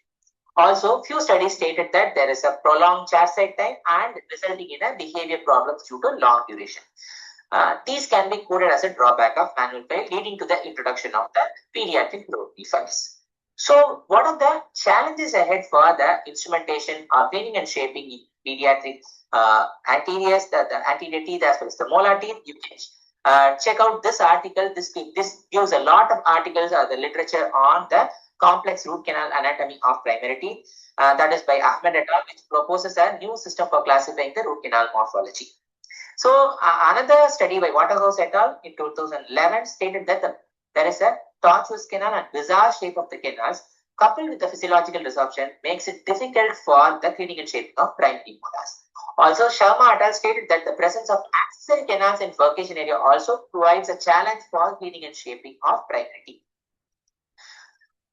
And with regards to the rotary instrumentation's complexities, as we know that the dentinal walls are very thin in primary teeth, which may lead to perforations, and there is a change in the apical foramen because of physiological resorption or the pathological resorption, which can be an complexity with regards to rotary instrumentation in primary teeth, as well as the greater taper, where the adult files have greater taper, which can remove a lot of dentin, leading to perforations in the furcation. And the canal centricity is the rotary file is centered proper in the canal because we have an irregular shaped canals or an more oval shaped canals, whereas the adult shaped canals are different. So it may lead to a poor centricity of the canal, leading to more dentin removal. And with regards to the mouth opening, there is a limited mouth opening in children. So hence, adult rotary files can be used in primary teeth. These are the complexities which led to the invention of pediatric. If you go into the history, the Barr et al. First stated in 2000 that he documented the first case report done by a rotary instrumentation in a primary molar, where he used an adult rotary file system called Profile, which had a 4% taper instrument. From then onwards, there was a lot of evolution happened in the rotary endodontics in pediatric dentistry. The evolution started as a Profile, as given by Barr et al., and then the Pro Taper, the Flex Master, the M2, the Hero Shaper, the Light Speed, the Twisted File, and the reciprocating one file called Wave 1, Nighttime. So many instruments came into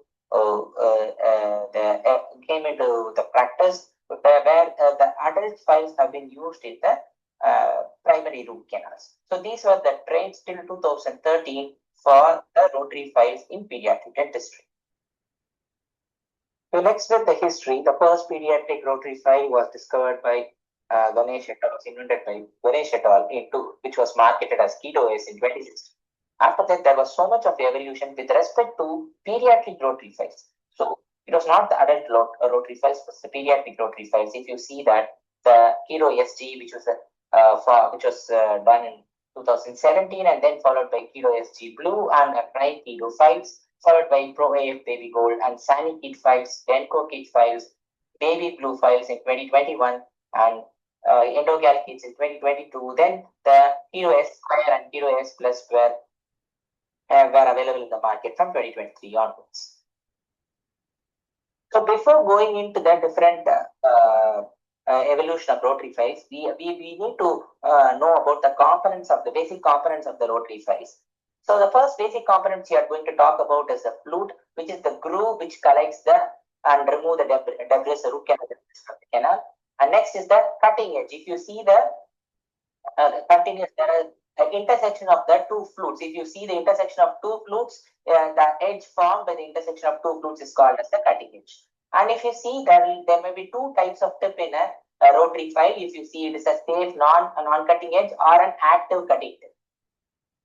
So if you see what is called as a pitch, if you see that we talked about the cutting edge, that is the intersection between two flutes, and if you see a leading edge will be there, the cutting edge has a leading edge, and another leading edge which is at the adjacent flute. The distance between the two leading edge of cutting edge is called as a pitch.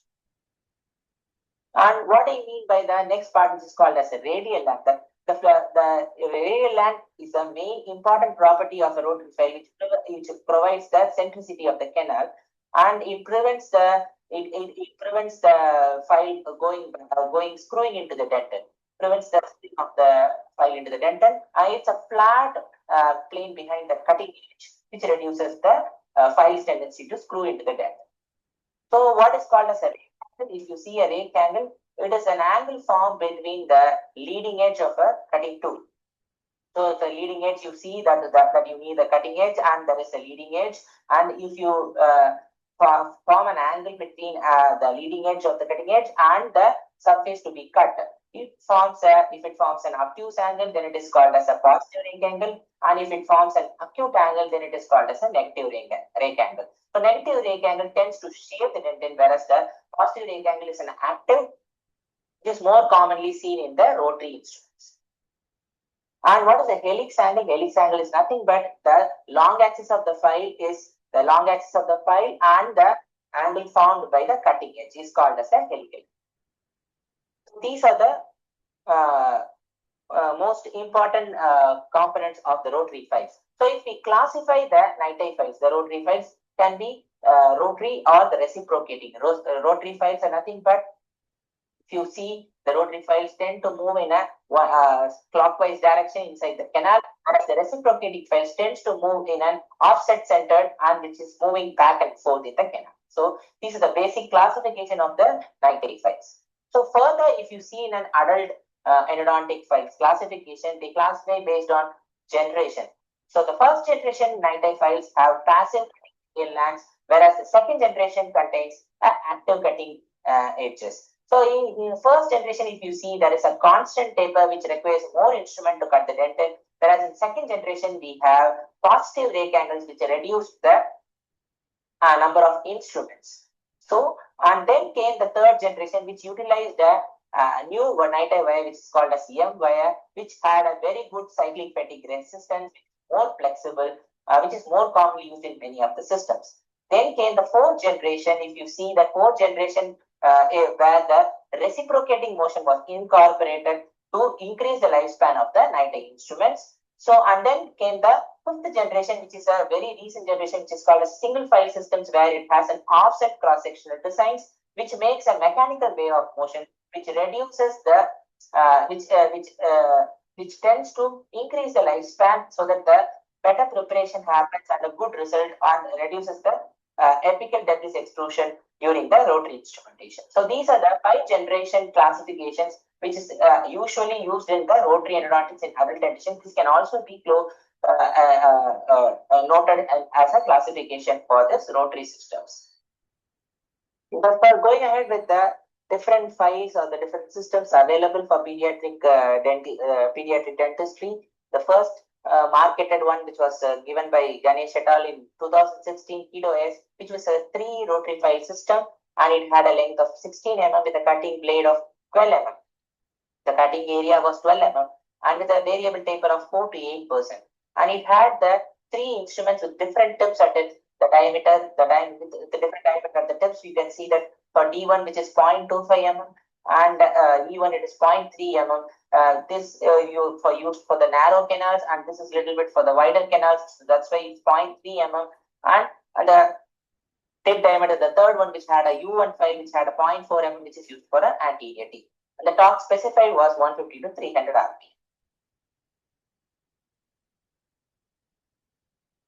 And if you go to the second file system, which was introduced as KidoSG, so this is called as a second generation file by the author itself. But it also has a 3 file system where there is a M-wire technology. We talked about this in the classifications, and it was a heat-treated NiTi file. And it was stated that by different authors that it has good superior flexibility and high cyclic fatigue resistance. Next, going on with the KidoSG Blue. This is a similar of the same KidoSG, and it is the same. They use a same M wire and the control memory. And only difference between the KidoSG and the KidoSG Blue, it has been coated with titanium oxides. And this configuration is termed as KidoSG Blue. So another in the same years of 2008, prime pedo files were introduced, which is having a triangular cross section, and it was gold treated. The same control memory that NiTi heat treated NiTi files were used here, and there were 3 files in the system, and which is called which had a starter file separate, which is for RF enlarger. It had 8% taper with 16 mm, and a P1 file which had a 6% taper, and a P2 file which is for had a 25 size file which is a 6% taper for wider canals. And the apical third, it had a separate file called an endosonic file. And next, the evolution was Pro AF Baby Gold, which is a 5-file system. So if you see that 5-file system, it had a constant taper of 4 or 6%, and it had a 17 mm, and it also had a CM technology, that's a controlled memory wire, and the heat treated M wire for better flexibility and canal centricity. There were so many other files marketed in other parts of the country, which was particularly in China as Anikit files, which was available in 16 mm or 19 mm length with a variable taper of 4 and 6%. And there are Denko kits file which had 4 file systems with 17 and 19 mm length, and the Pedoflex files which was marketed by Oricam Neo Endo, and it is a 3-file system which had 16 mm length and a taper of constant taper of 4%. This may be belonging to the first generation, and it had a triangular cross section with a non-cutting tip. And there were other systems called Baby Blue which had a 3-file systems, and Endogal which is also a 3-file systems. And the recent addition to the Kido was the Kido S square, which was a single file system, one for molar and one for anterior, which had a unique cross sectional, which a triangular cross section at apical third of 5 mm, and there is a teardrop cross section in the coronal 7 mm. So it had a variable taper. If you see that in apical 5 mm, it had 6% taper, and in coronal 7 mm, it had 8% taper. So this was this unique design was to prevent the overprep and the apical debris extrusion as stated by the author. So another variation of the Kido S square was Kido S plus, the same with more material and the heat treated nitride cells along with the titanium oxide, particularly in the apical and the middle region. So this was the advantage quoted by the author was, without lateral perforation, you can prepare the apical region, and this is also a single file system for the molars as well as separately the anteriors. So to sum out, this is the summary, the different file systems, what is the taper, and what are the motion type used, whether it is rotary or reciprocating, and what was the nitrile systems used, whether it is heat treated. These are the summary of the technicalities of different systems available in the market. Till now, we have finished about the need for the rotary instrumentation, what are the complexities ahead, and what are the various file systems available in the market with the summing up of the technicalities of each file system.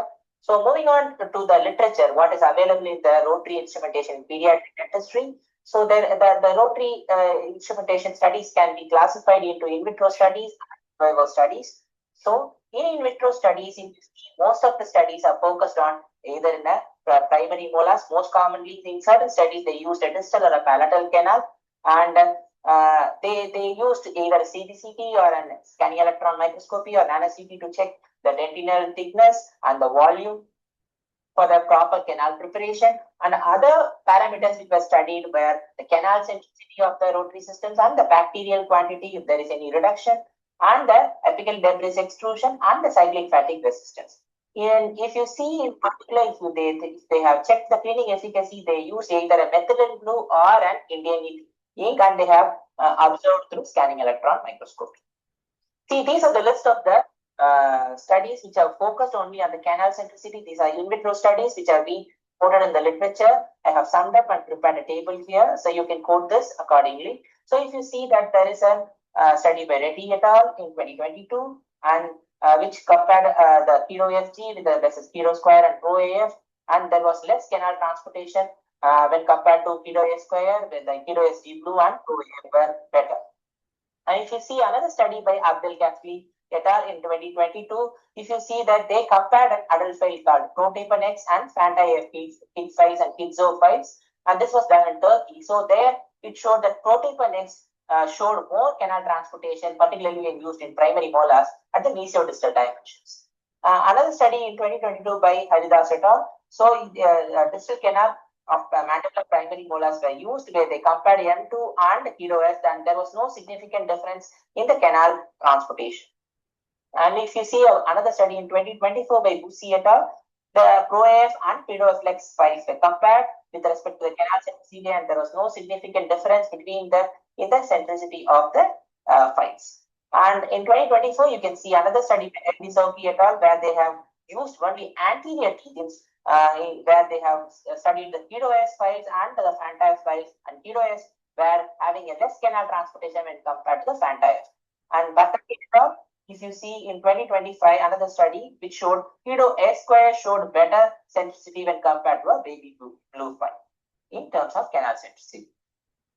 So another systematic review, particularly on canal centricity, where they have compared the KDOF and ProAF files. So these are the this was done by Yashaswini et al. In the year 2024, if I'm not wrong. So there was no statistically significant difference was observed in terms of the canal instrumentation among KDOS and ProAF files. Particularly, if you see only in the buccal canal, the centering ratio was very good for KDOS when compared to ProAF. So this you can quote as a main study. So when going ahead with the in vitro studies, they have also checked the fatigue resistance with the finite element analysis. There were 2 studies in the literature overall, which was one done by Monica et al., where they found that ProAF baby exhibited the lowest stress levels and highest fatigue resistance when compared to KDOS. And another study by Manivandan et al. In KDOSG showed the highest flexibility, while ProAF baby withstood bedding stress without yield. So these are the 2 finite element studies which was done in India, in Chennai. So these are the articles which you can quote it.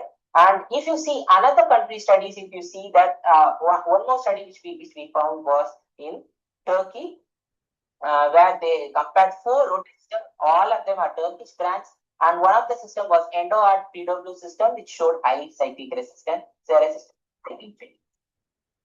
The next parameter which they checked in vitro studies in the pediatric rotary instrumentation was bacterial reduction. So which ultimately was the output measured outcome for a better cleaning efficacy. The study by Mongal et al. So where they compared the 3 groups of the rotary files. One is ANT files and another one the KDOS and the rotary K-flex files, where they found that the bacterial counts were reduced very significantly in KDOS and K-flex files.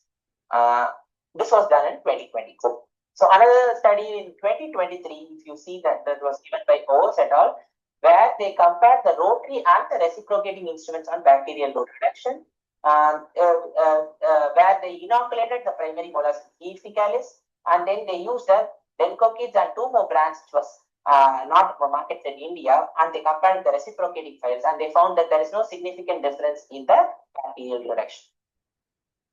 Another study, which is a landmark study in 2022 by Binher et al., focused on hybrid instrumentation. That is a combination of manual and the rotary instrumentation, manual as well as they compared manual and the rotaries separately with inoculation of E. faecalis in the primary molars, where they found that the hybrid instrumentation produced the best bacterial reduction when compared to the manual and the rotary alone. So these are the few hallmark studies which was done for the comparing of the bacterial reduction which was used for a cleaning efficacy of the rotary and the hand. The next parameter which was checked in most of the in vitro study was the apical debris extrusion in rotary files. They compared the manual and the rotary files. The most important landmark studies which have been quoted in the last 5 years. So Chowdhury et al., where they have compared the OST blue, ProAF baby gold and hand files in anterior teeth, where there was less apical extrusion of debris in the rotary instrumentation. And another study by Bai et al. In 2024, where they compared Prime T2, XL Pro, and the hand files, K files, and H files. The 45 molars were used in such study, where they found that there is a less extrusion of apical debris in the rotary instrumentation. Another study is SK Baglar in 2024, where they compared the AF baby versus M3 blue and the EndoArt blue. This is a Turkish study, where they have found that less extrusion in AF baby. And in this study, they have used a distal canal in the distal canal in these studies. The next parameter which was measured in vitro study was dentin thickness, where Busi et al. He used a CPCT where they have compared the PDOFlex and ProAF baby gold, another 5. So there was no significant difference in the dentin thickness by both of the instruments. This has been quoted in 2024. And another study in anterior teeth, as we have quoted that LD Soki et al., where they have checked the dentin thickness using a CBCT, the KDOS and the FATF and the manual case file were compared. It was found that KDOS square had a less dentin removal at the middle and the apical third. So other parameters which have been compared and among the manual and the rotary instrument is the cleaning efficacy.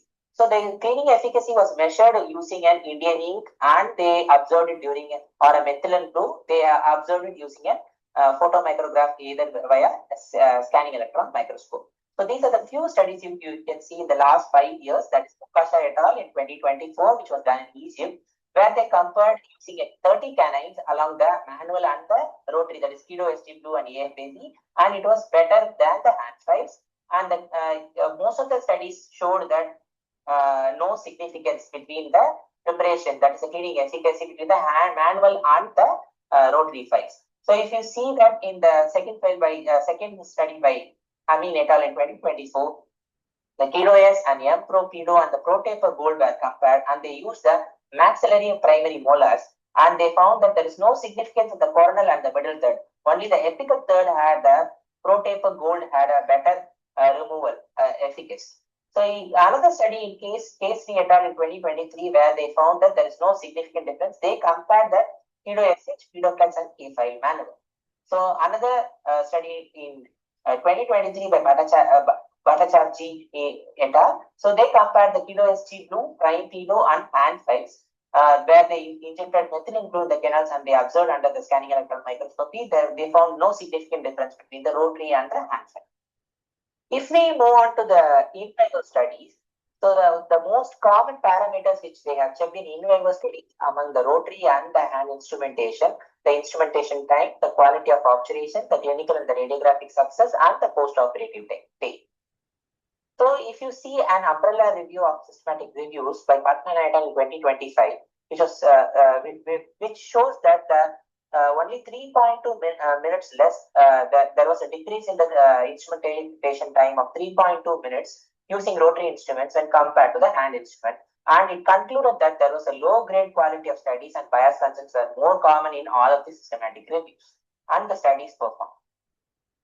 Another systematic review by Katni et al. In 2025, where they have checked almost 1,340 were based on the collection of all the included studies, 652 treated with rotary instrument and 652 using manual instruments. It was shown that only the same, that's a 3.25 minutes reduced in the instrumentation time, and the reduction of only 1.07 minute in obturation time when compared to the hand instruments. A few landmark studies with regards to the instrumentation time in the last 5 years. If you see a G-Palya method, which showed that the Pro-F Baby Gold had an instrumentation time of 8.33 minutes, but 60% faster than the manual K5, which was 20.833 minutes. Another study by Patel et al. In 2023, which showed that 57.47 seconds. This was a 77.5% time reduction compared to the 255.99 seconds for a manual file. This was with respect to a single canal, and this was with respect to a teeth. So in most of the studies, they compared, some studies used canal as a unit, and with some studies they compared the teeth as a unit. So that's why there is a major difference. So another parameter which was most commonly done in in-vivo study was the quality of obturation. In the systematic reviews and the umbrella reviews, there was a significant improvement in the obturation quality as observed in most of the studies, and the assessment used was either a Call-Satrian assessment or the modified Call-Satrian assessment. And one study used, there is a reduction in voids was significant. And this was the findings by Cadmi et al. In that systematic review in 2025.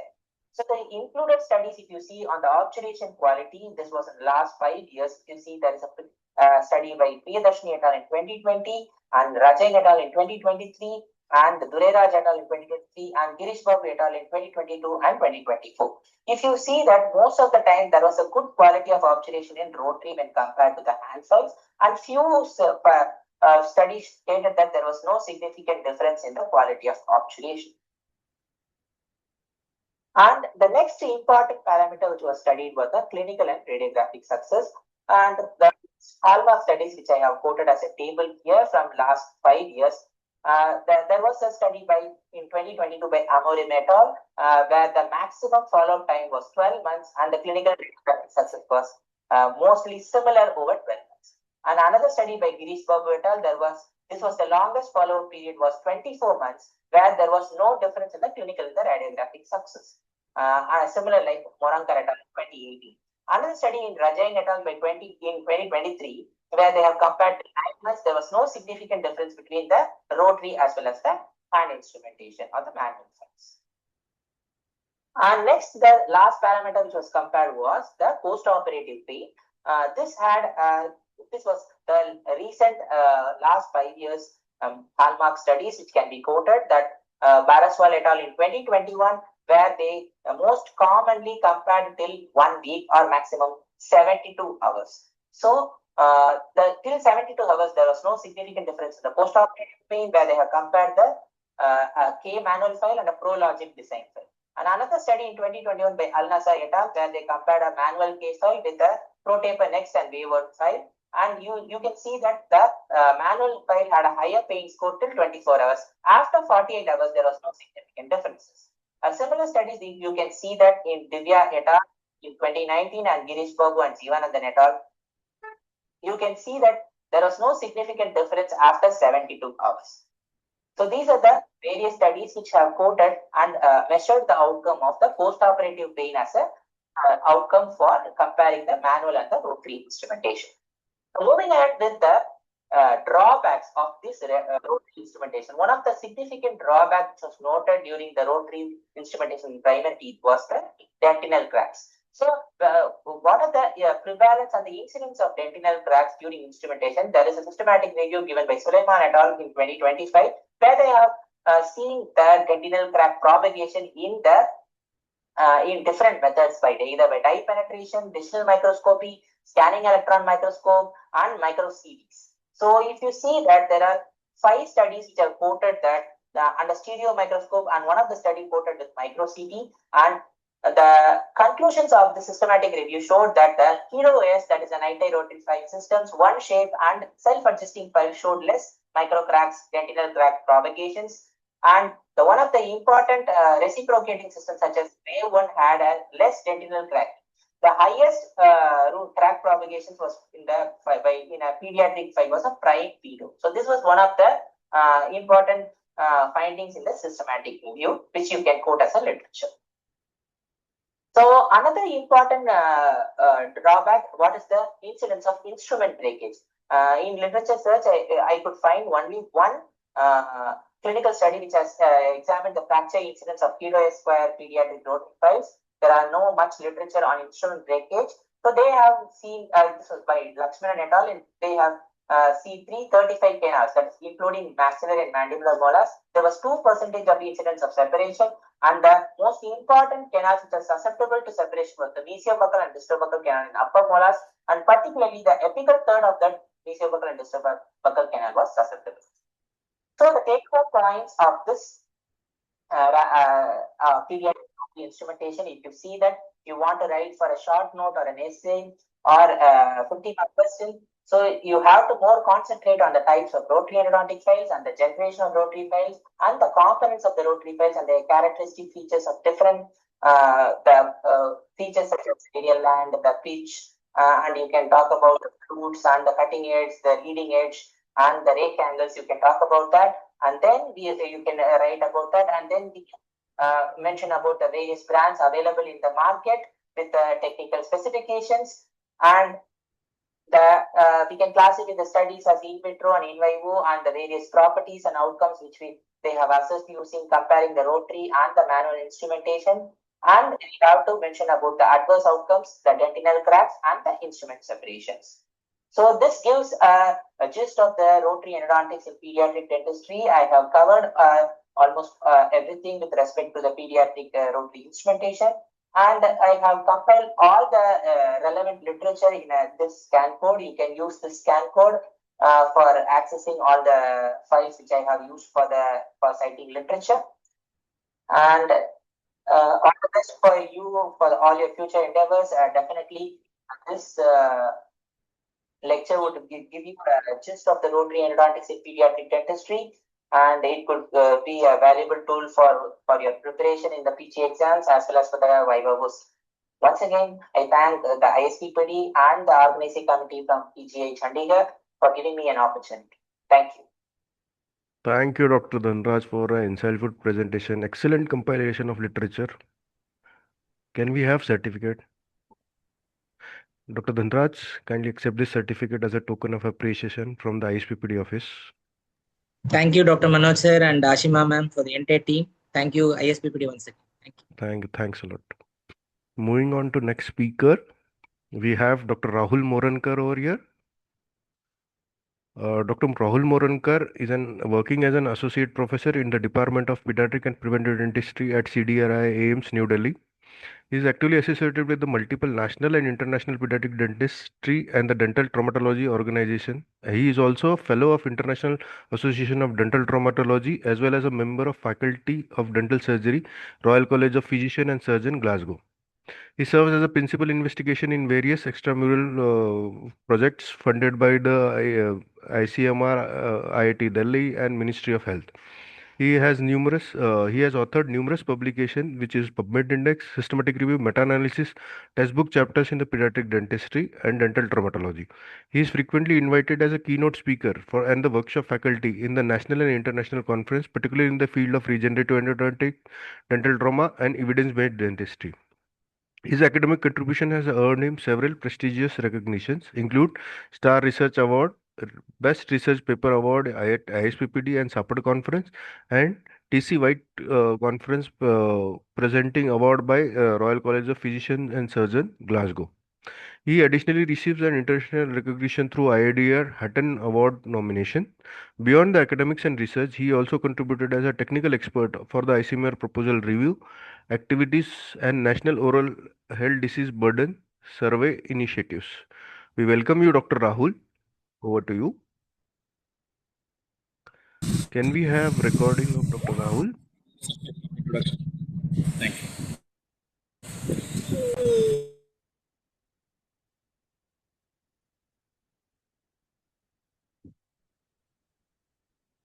Just a minute. We will play. Rahul Morankar. Good morning, all of you attending this video rapid revision. I'm Dr. Rahul Morankar. I am Associate Professor at All India Institute of Medical Sciences, New Delhi. And in next 25-30 minutes, I will be covering apex and regeneration as a treatment modality for management of non-vital immature permanent teeth. So when we see the immature permanent teeth, their management associated with certain challenges. There is a need to avoid the aggressive use of endodontic file. There is a wide open apex which provide no barrier for the obturation of the root canal. Similarly, even the challenges mentioned, these are overcome, the root remain susceptible for the fracture lifelong. So the degree of open apex can vary from case to case. You can see in this particular X-ray, there is a wide open apex. However, you can see that some degree of root length and the width of radicular dentate have been achieved. Compared to this tooth, you can see the parallel wall. You can see a bit of the radicular width have been achieved. Compared to this tooth, there is a wide and divergent open apex. This tooth again had suffered dental trauma. You can see hardly any root development. As well as the root width has not been achieved. And finally, this case, like the patient has suffered dental trauma at the age of 7 years of life. And you can see that there is no root development in terms of length or width. Similarly, there is a wide open apex. So what should be our management strategy for such cases? This swake stage of root development give us some idea to choose regarding the type of treatment modality. You can see the swake stage 1 and 2. There is hardly any root development. Similarly, there is a wide and divergent root apex. So regenerative endodontic therapy is considered as a choice of treatment in such cases. Similarly, stage 3 and stage 4, some degree of root development have been achieved, and the root canal walls are straight. So the apexification can be considered a treatment of choice in such cases. Similarly, the swake stage 5, in which there is a complete width achieved, and similarly there is a closure of apical foramina, the conventional root canal treatment can be carried out in such cases. So calcium hydroxide apix being long used as a treatment method for management of non-vital immature permanent teeth. So this calcium hydroxide, what does it do? It leads to necrosis of 2 millimeter of the adjacent pulp, and there is a mild inflammation behind that. So the calcium hydroxide contain two components, the calcium and hydroxyl component. The hydroxyl component is responsible for alkalinity. What this the alkalinity do?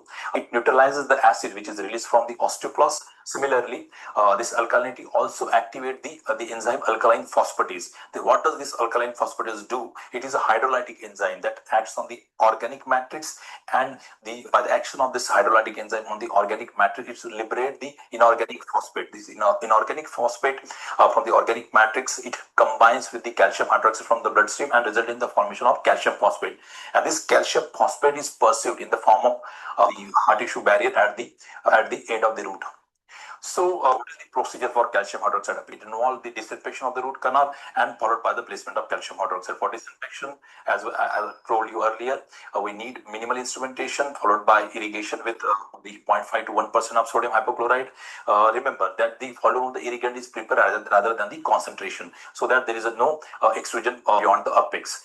Similarly, once the root canal disinfection is achieved, the canal is dried, followed by placement of calcium hydroxide. It could be placed using the lentil spiral, or a thick paste can be condensed at the apex, followed by placement of further calcium hydroxide. One should verify on the radiograph whether the calcium hydroxide has completely filled the canal or not.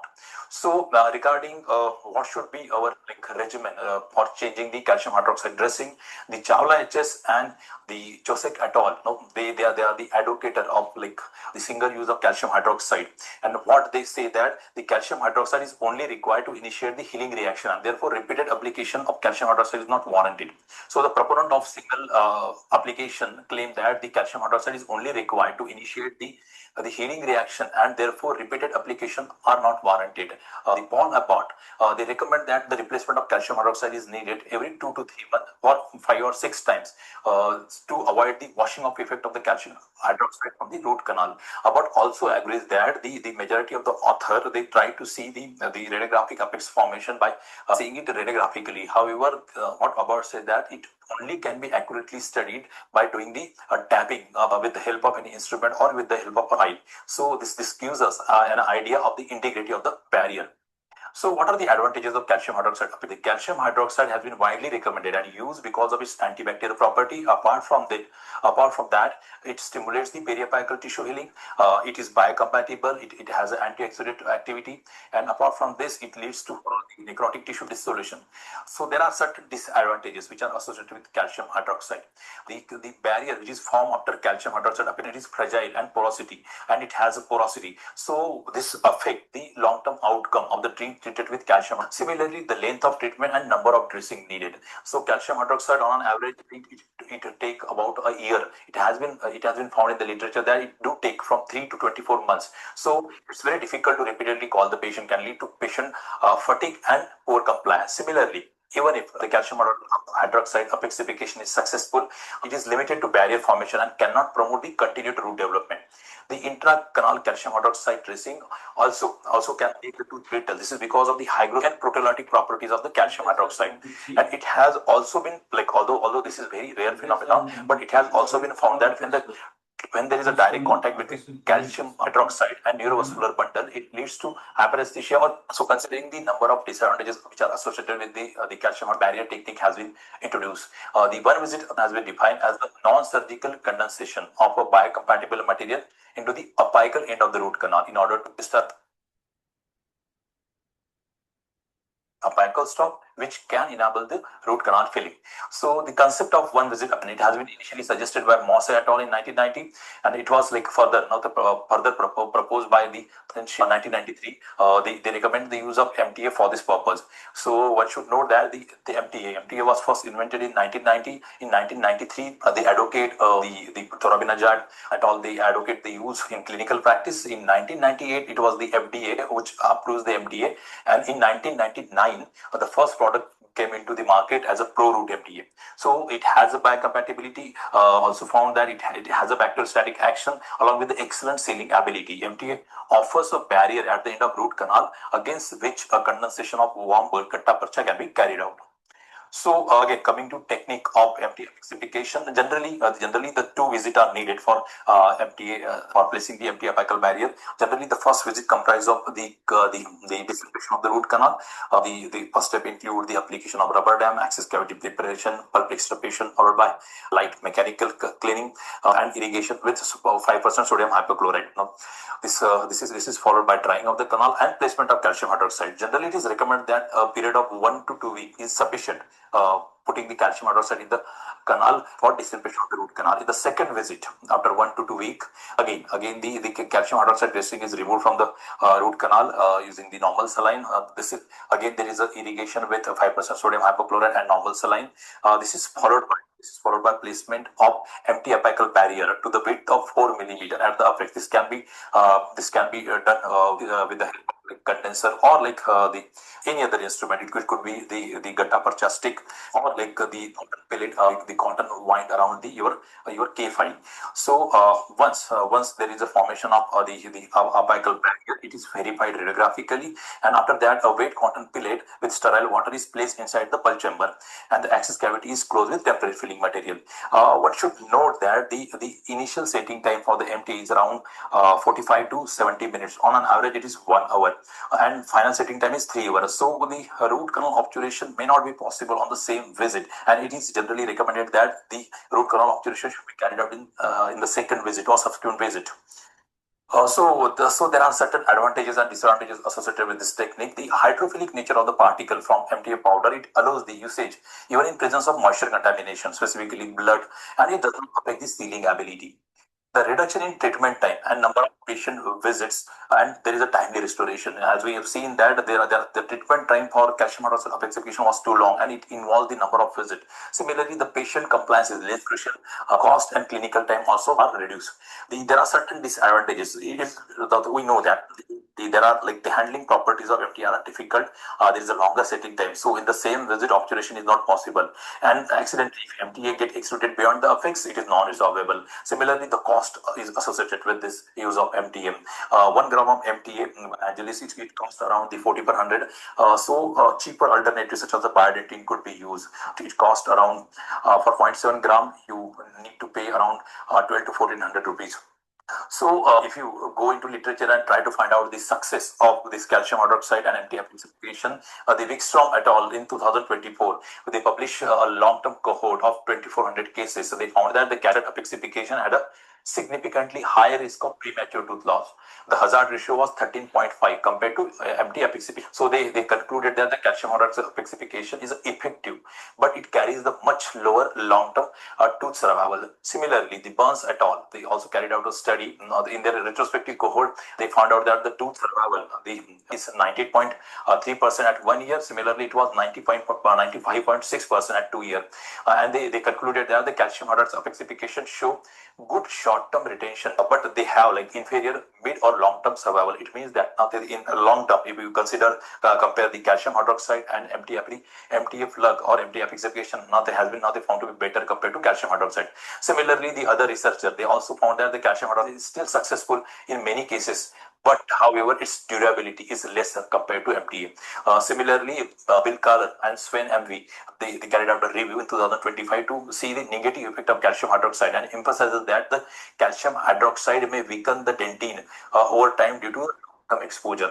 So there are a number of research published comparing calcium hydroxide and MTA apical plug, and majority of them found both to be successful. However, if you talk regarding the durability, MTA apical plug has a better durability compared to calcium hydroxide.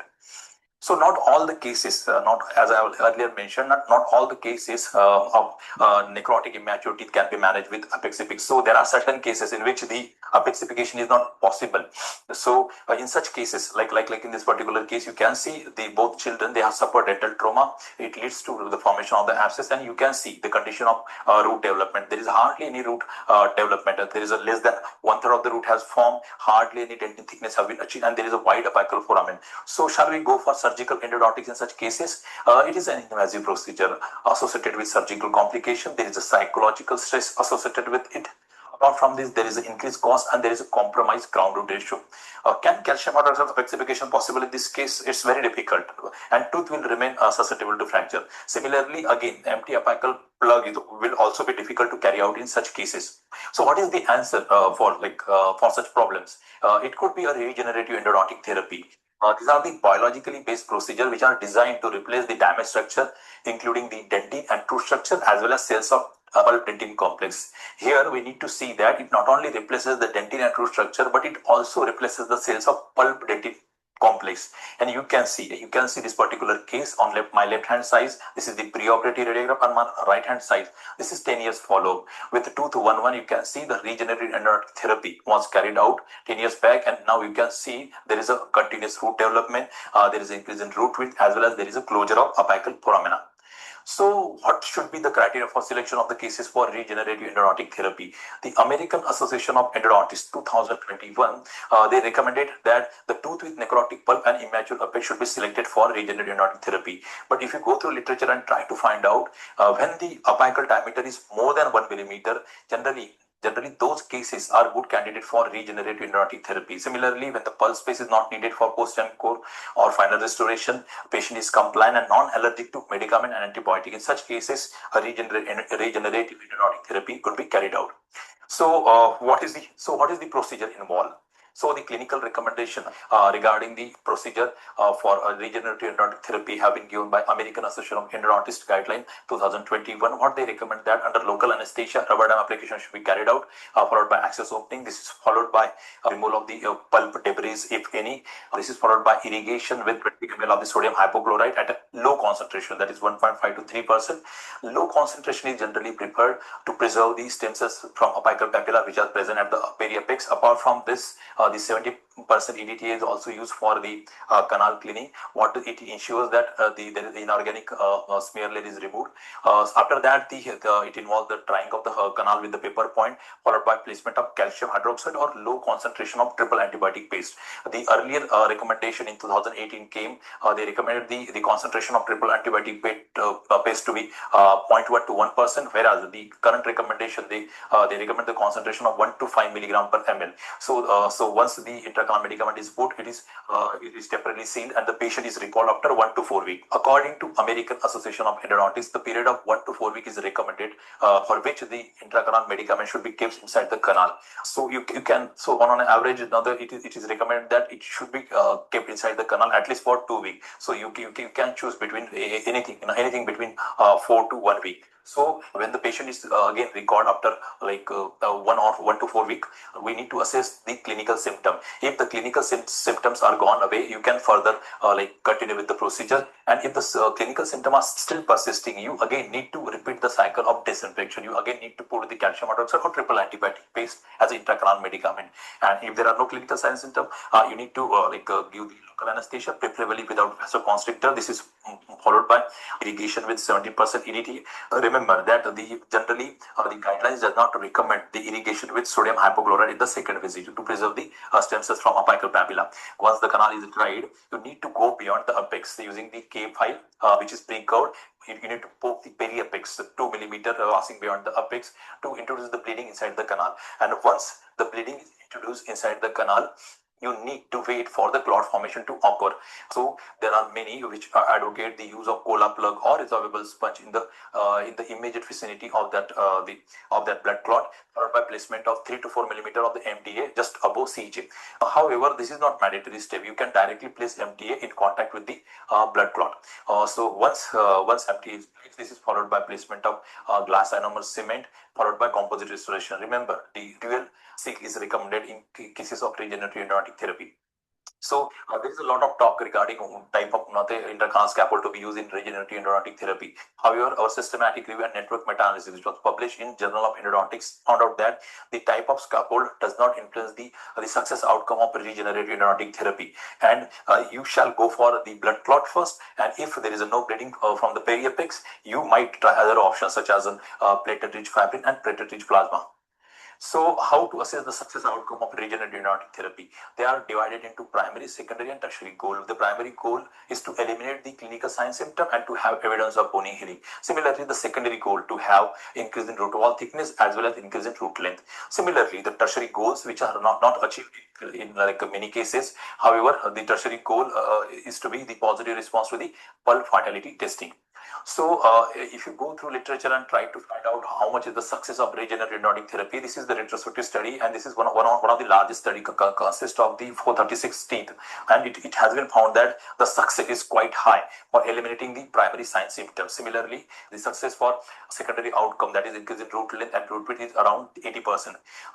Similarly, this is the umbrella review published, and this is the similarly this is the umbrella review published recently, and this is the largest compilation till date. It comprises a compilation of 13 systematic review and 7 meta-analysis, and they found that there is a high degree of success as well as high degree of survival for regenerative endodontic therapy. So if you go through literature and compile the success for primary outcome is generally high, and it is more than 90% for in most of the cases. Similarly, for secondary outcome, the success ranges between 60 to 80%.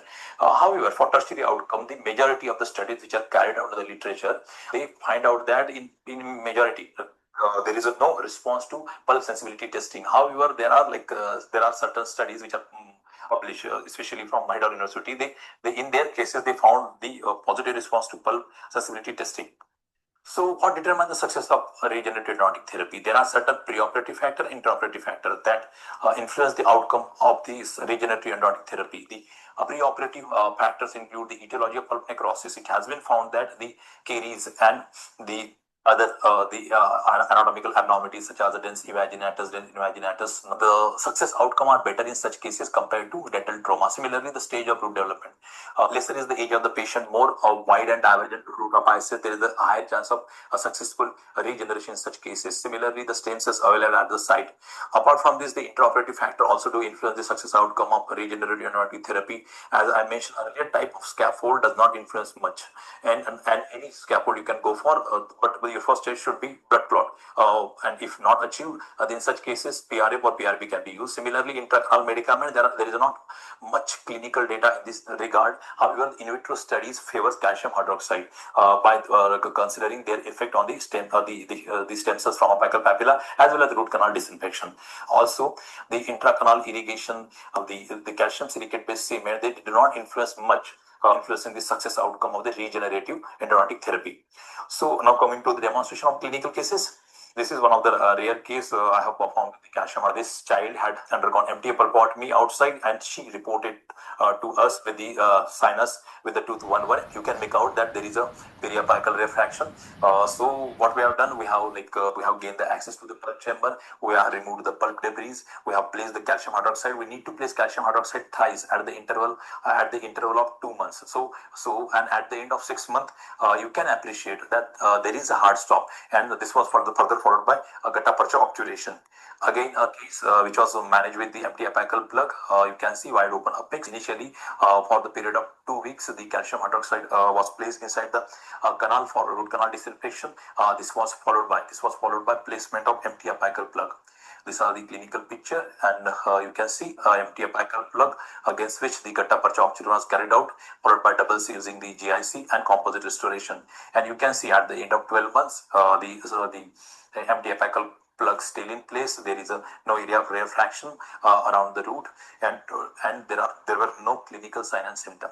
Not all the cases can be managed with the apexification method, and this case came to us with the sinus formation in relation to the tooth 2-1, and you can see there is a wide and divergent root with 2-1.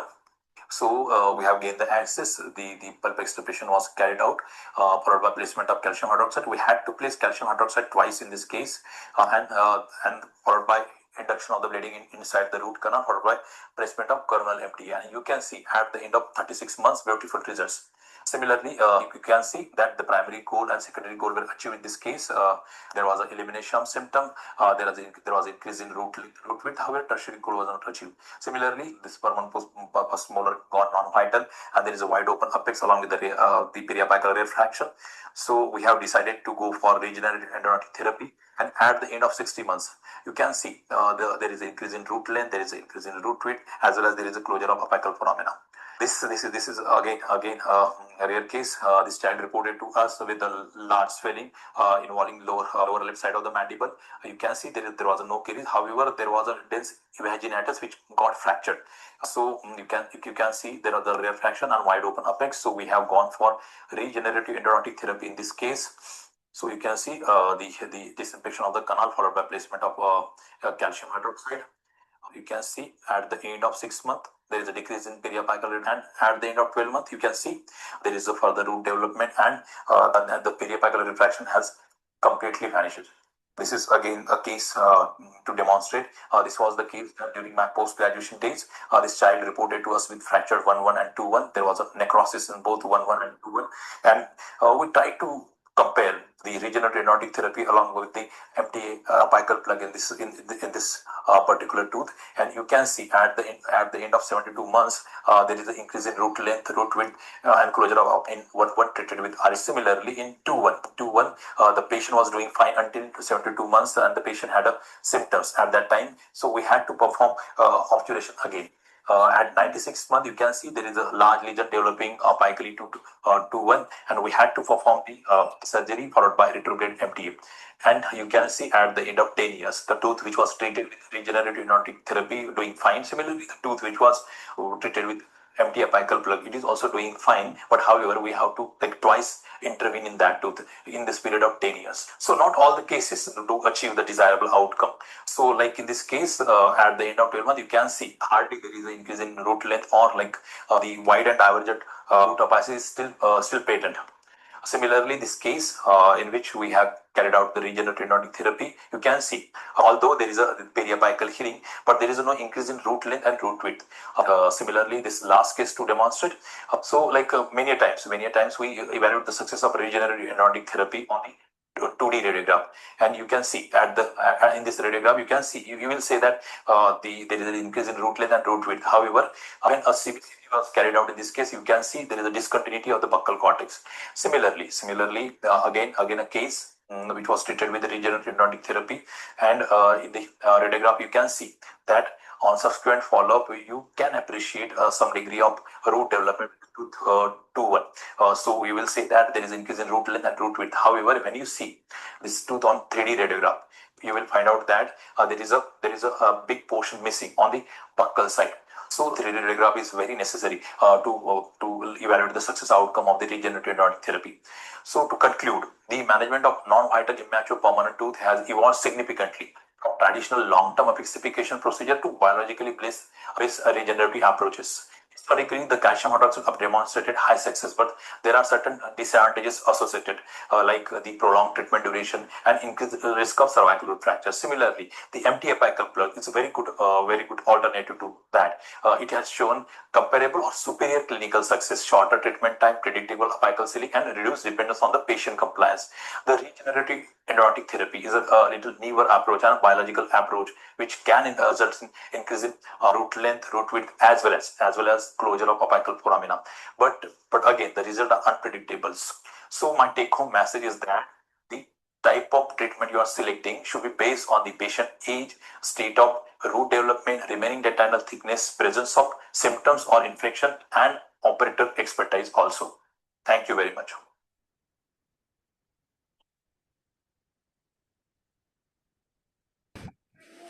Thank you, Dr. Rahul, for your excellent presentation. It is a perfect blend of knowledge and clinical cases. There are few questions which you can answer, Dr. Rahul. I can read it for you. What about the doing regenerative therapy in PRF? You need to admit. PRF, it can be used as an alternative scaffold if I'm audible, sir? Yeah, you are. Yeah. Okay. So regarding PRF, it can be used as an alternative strategy. Look, there is a lot of research regarding the type of scaffold to be used for regenerative endodontic therapy, but it has been found that the scaffold, it doesn't have any influence on the success outcome. So if you have if you can induce the bleeding inside the root canal, that is the easiest way. So why to go for blood collection and creating PRF? In a cases where the blood clot cannot be induced by by over-instrumenting the apex. In such cases, you can go for PRF. Okay, the next question is, if there is a vertical root fracture and horizontal crown fracture, how we can treat it endodontically with a vital root? So vertical root fracture in immature teeth? It has not been mentioned, but consider, yes, I mean, Dr. Aishwarya is asking this question. Again, it depends on the extent of vertical fracture. No, if the fracture line can be sealed, so you might give a chance for the conservation of the tooth. Otherwise, the prognosis for vertical root fracture is not very good. No, in such cases, like you can go for extraction. So if it is fracture line is treatable and it is CEJ or like within 2-3 millimeter of CEJ, you can raise the flap, you can treat it surgically if it is possible, and if it is not that possible, so in such cases extraction is a better alternative. Okay. Apicification of the permanent maxillary molar, what do you suggest, calcium hydroxide or MTA? Apexification, sir? Of permanent maxillary molar, we should use a calcium hydroxide or MTA? So like regarding calcium hydroxide nowadays is not a prepared strategy because we have to change the calcium hydroxide number of times. So if the root closure is about to, if the patient is in NOLA stage 9, in such cases calcium hydroxide may be given a chance. However, if the patient is in NOLA stage 7, NOLA stage, in such cases it's better to go for MTA plug because the long-term use of calcium hydroxide is not convenient for clinician as well as for patient also. And there are like long-term, because of proteolytic hygroscopic property of calcium hydroxide, it has been found that it makes the tooth little weaker. So in such cases, if it is in NOLA stage 7, 8, you may go for MTA plug. If it is in NOLA stage 9, in such cases may go for calcium hydroxide depending on like patient compliance. Yes. Okay, there are few more questions, but I want you to take, that is one more question we can take and then we can close the session. Do you think the sensibility test, which is a part of the tertiary outcome, which is shown as a low case rate, it is because of placement of MTA barrier beyond the cervical 1/3, since we can check the sensibility on the crown structure?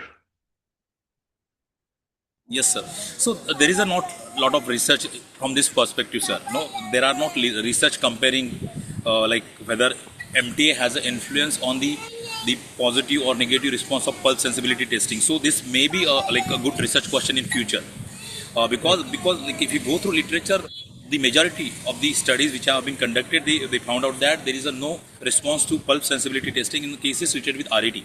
However, Yeah, one of the like some criteria of is the there. university, they found that there is a like some like they found up to 40 to 50% of the cases that has responded positively on the pulse sensibility. So it might be because of the one of the reason maybe like MTA, where like MTA plug we are putting in the cervical third of the canal, or like there might be no regeneration of the pulp per se. Okay, Dr. Rahul, thank you for your valuable contribution. Can we So have a certificate? yeah. Just a moment. Kindly accept this certificate as a token of appreciation towards your hard effort. Thank you from my SVPD. Thank you. Thank you. Thank you very much. Thank you. Okay, as we come to end of our forenoon session, we will break here for almost 45 minutes, and we will join back at 1:30 p.m. Thank you everyone. We will join back at 1:30.